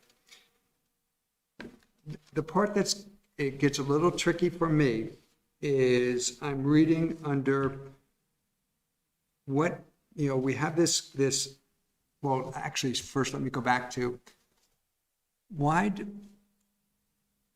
the question is why do you want this now? In other words, to get out of this capacity now versus in a month and a half, we'll be into our next fiscal year and all the numbers will reset back to zero. So I guess I'm asking the question, is the time between now and when that capacity becomes available, because our next attachment A goes into effect, which I assume is July 1st. Is that a factor in why you're coming for us for allocation out of this pot of? Yes, unfortunately, it is a factor. It is, okay, and that's all you need to say. I just wanted to make sure I understood that. So my next set of questions is, I'm on page 1 of your memo, and it talks about the sewer allocation ordinance. And I'm going to focus on the very last sentence where it says, made under this provision must be to, and the word here is implement a specific goal in the town plan. So all implement means is it's consistent with the town plan. Implement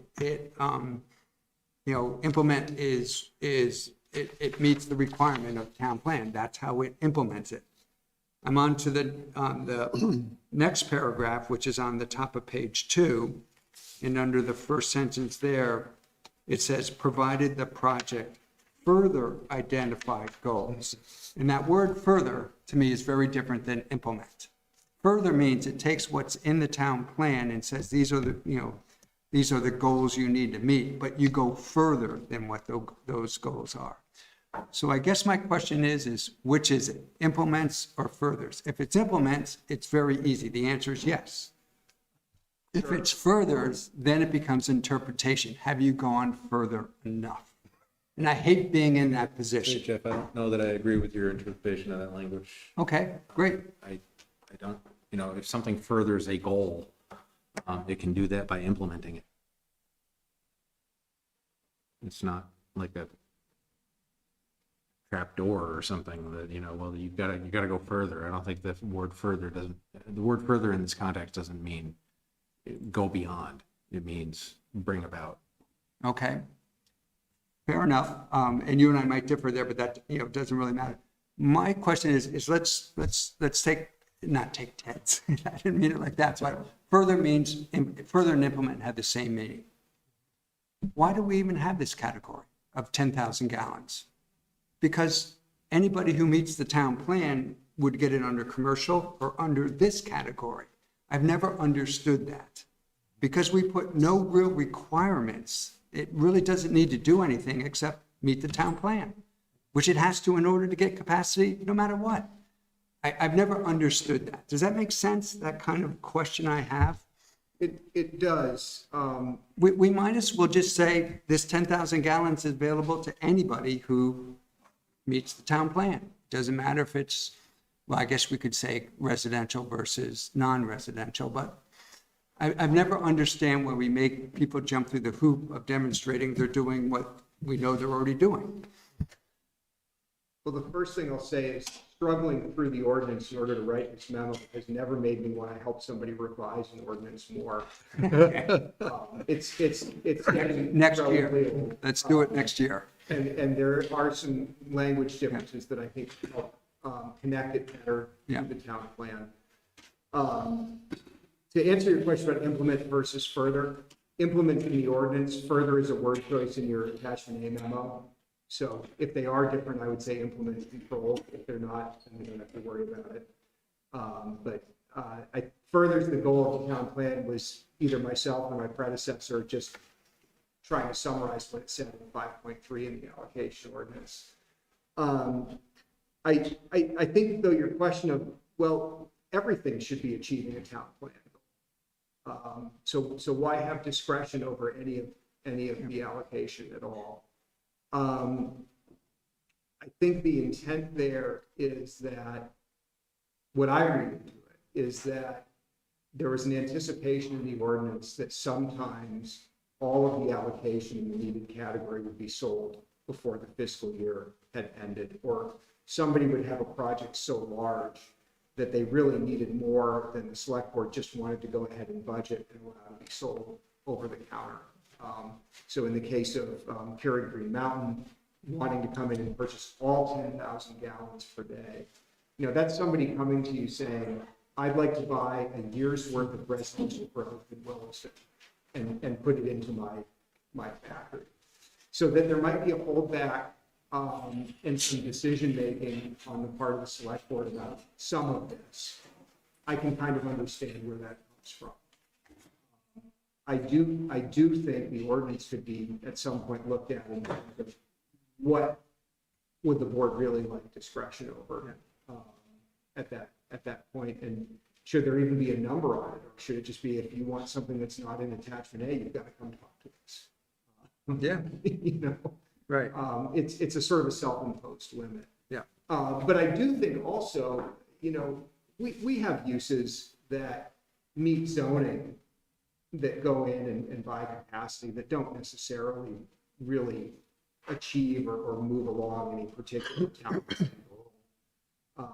They comply with the zoning, they're allowed, but they're not necessarily, well, boy, letting this thing that uses a bunch of water into the town is really going to change anything. It's just sort of, it's part of the nuts and bolts of running a town, is accounting for this stuff. So everything should be in accordance with the town plan, but some things really might move a stated goal of the town plan along. Okay. And then my last question will be is, under the public health goal, and it's the wording maintains access to needed services. And so when I first read that, I was like, what does that mean? And, I could see where, like an emergency care or evergreen is a needed service. And my question kind of then became, okay, well, what are other needed services? For instance, mental health, would that be a facility? You could see where that could be. How about rehabilitation type facility? And it just is, all I was trying to do is, when I think of public health, I think of causing people to exercise and that type of thing and be active. We took it a step further and said, and then those services that protect that, you're active. Well, my wife fell off a bike, got hurt, and actually we used Evergreen, and they were great. And so I could see that, but I'm just wondering if there's kind of, at what point, I don't know, I just was kind of wondering, I see the connection, but I'm kind of wondering if it's the right connection between a healthy health goals and what types of facilities. I guess I was wondering, is a service more of a gym than it is, let's say, a health facility, a medical facility? So I was just I was questioning whether this is what was meant by needed services. And I assume you're saying yes, because I put it in here. Well, so, we worked with some staff from the Vermont Department of Health in working suggested public health language into the town plan when we did this. And in our discussions, they tend to take the view of things like access to services very broadly. Might be access to being able to be around other people, like being at a senior center. It might be medical service. It might be access to healthy food, or something like that. There are some uses, again, that are allowed in town that if somebody came to you and said, public health accesses to services, you've got to sell me this allocation or I won't be able to build my bank. Right, right. You Okay, might yeah. say, we have an awful lot of access to retail banking in town. Yeah. I think we're meeting that goal. This I think is a little different. Okay.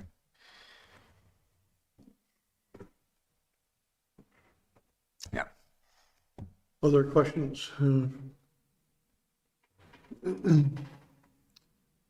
There's a suggested motion if we're in agreement to do that. Move to authorize the sale of up to 3,750 gallons per day of wastewater treatment capacity to Whitecaps Ventures LLC under the category of encourage specific development as established in the town's sewer allocation ordinance fiscal year 2022 attachment A. Is there a second?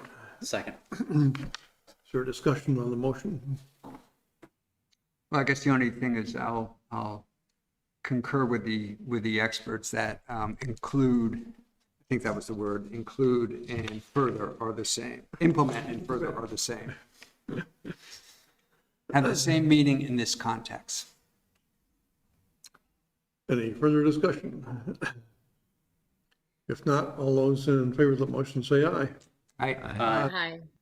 We have 5 Good luck. votes. Thank you very much, Joe. Thank you. Thanks. Thank you You very set for the whole meeting for this? Moving on. Thank you, Matt, for temporary event permit for Adams Farm Trucking Tuesday. Eric, you're going to speak briefly on this? So this is under the new ordinance in effect in early June, so second application the board has seen. This is for Adams Farms Trucking Tuesdays event. They kick off, I think June 10th or so, or early June. This will be the third year of this, and first under this new temporary event permitting, really consistent the last couple of years in their facility at the corner of Old Stage and Mountain View Road. Some food trucks, some music, more acoustic variety. I think they have some miniature golf planned too, some comfortable miniature golf hole. So it's I know it's gone well the last couple of years. No concerns at a staff level. I had police and fire review it as well, along with public works. Police and fire just had a couple brief comments that I've shared with the Adams. And should the board wish to approve this, that would fall under your purview under the ordinance. Any questions for Eric on this? The only question I had is, I'm under the question of, or the statement of arrangements for food and water, and it says food trucks without any qualification of, how many or anything. And I'm just wondering if that's at all an issue or is a concern. It hasn't been the last couple of years. I think they've had a system where they have, I think, maybe 3 or 4, and they have them spaced out. The fire chief provided guidance for public safety for the food trucks. Yeah, to follow when setting up. Okay, so there's no need to limit. I feel we should need to limit it. I don't believe so at this time. If it became an issue, I would have a conversation and look to bring it back to the board at that point. Okay, good. So The 15 food trucks isn't working. right, exactly. Yeah, good. All right, I'm good with that. If you look at the diagram, the overhead picture that they had, they've drawn in maybe 5 food trucks, placement for 5. So, and I've, having attended this event, I've never seen more than 4 or 5 there. So, yeah. Good, thank you.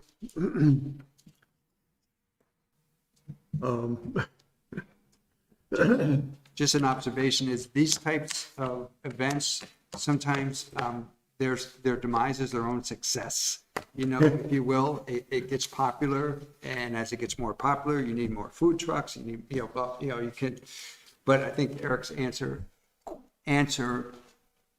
my concern, which is if it becomes an issue, we'll revisit. This is one of the events and things during COVID that kind of spurred staff's recommendation to the board to adopt an ordinance for these. So there's more, gives the town more control to regulate these and They've done a good job of controlling this over the past 2 years, so yes. What Jeff said reminds me of what Yogi Berra said once about a restaurant. It's like, nobody goes there anymore. It's too crowded. Right. So I'd be looking for a motion. I'll move to approve a temporary event permit for Adams Farm Trucking Tuesdays with conditions from town staff. Is there a second? Second. Is there any discussion on the motion? If not, all those in favor of the motion say aye. Aye. Aye. So we have 5 ayes on that. We're up to the manager's report. I'll be brief at the hour here. The audience allowed to participate in all of it? Or is it just purely just? I pardon? As the audience, which is pretty much just me, are we allowed to participate, like ask questions or not? We always allow questions to be asked, but I need to know that if somebody wants to raise their hand Okay, and speak. you always mentioned like the board had questions and the audience. I came here on the issue of the building ordinance to go to 5 stories. It basically is like 6 stories because you usually got it. So your opportunity will be next meeting next meeting is, what we've done is reserve the first 2 meetings for education of the board and anybody who's here to listen to it. We've reserved the next meeting for an hour or so to listen to people who have objections or good comments regarding the concept. Perfect. Wish you guys had fun. It was interesting. We're trying to come around. Great, thank you. All right. Take care. Take care. Take Okay, guys. Thank you. Just say our Green Up Day in Town Fair was a great success. I think we had between 200 and 300 people stop by. It was a beautiful day. So that all went well. We'll look to make that an annual event here in early May for the town. And I want to share our highway foreman, Mark Russell, has announced he's going to be retiring in July. So Mark has been a dedicated staff member for 27 years now. Certainly have a lot to recognize him in the next couple of months. And Bruce has started the process he knew was coming of finding a successor to Mark. So that'll be a role Public Works is working to fill. And also share it's National EMS Week in our fire departments. They're doing a number of information sharing through social media and on their website. So some things to check out. Good. And other business, there's a catering permit request. Yep, this is a wedding at Isham Family Barn. It's on June the 4th. The caterer is a Sausage Shack, doing business as the Beverage Shack. And staff has no objections. It's an allowed use for a wedding, and that's the board's approval of this application.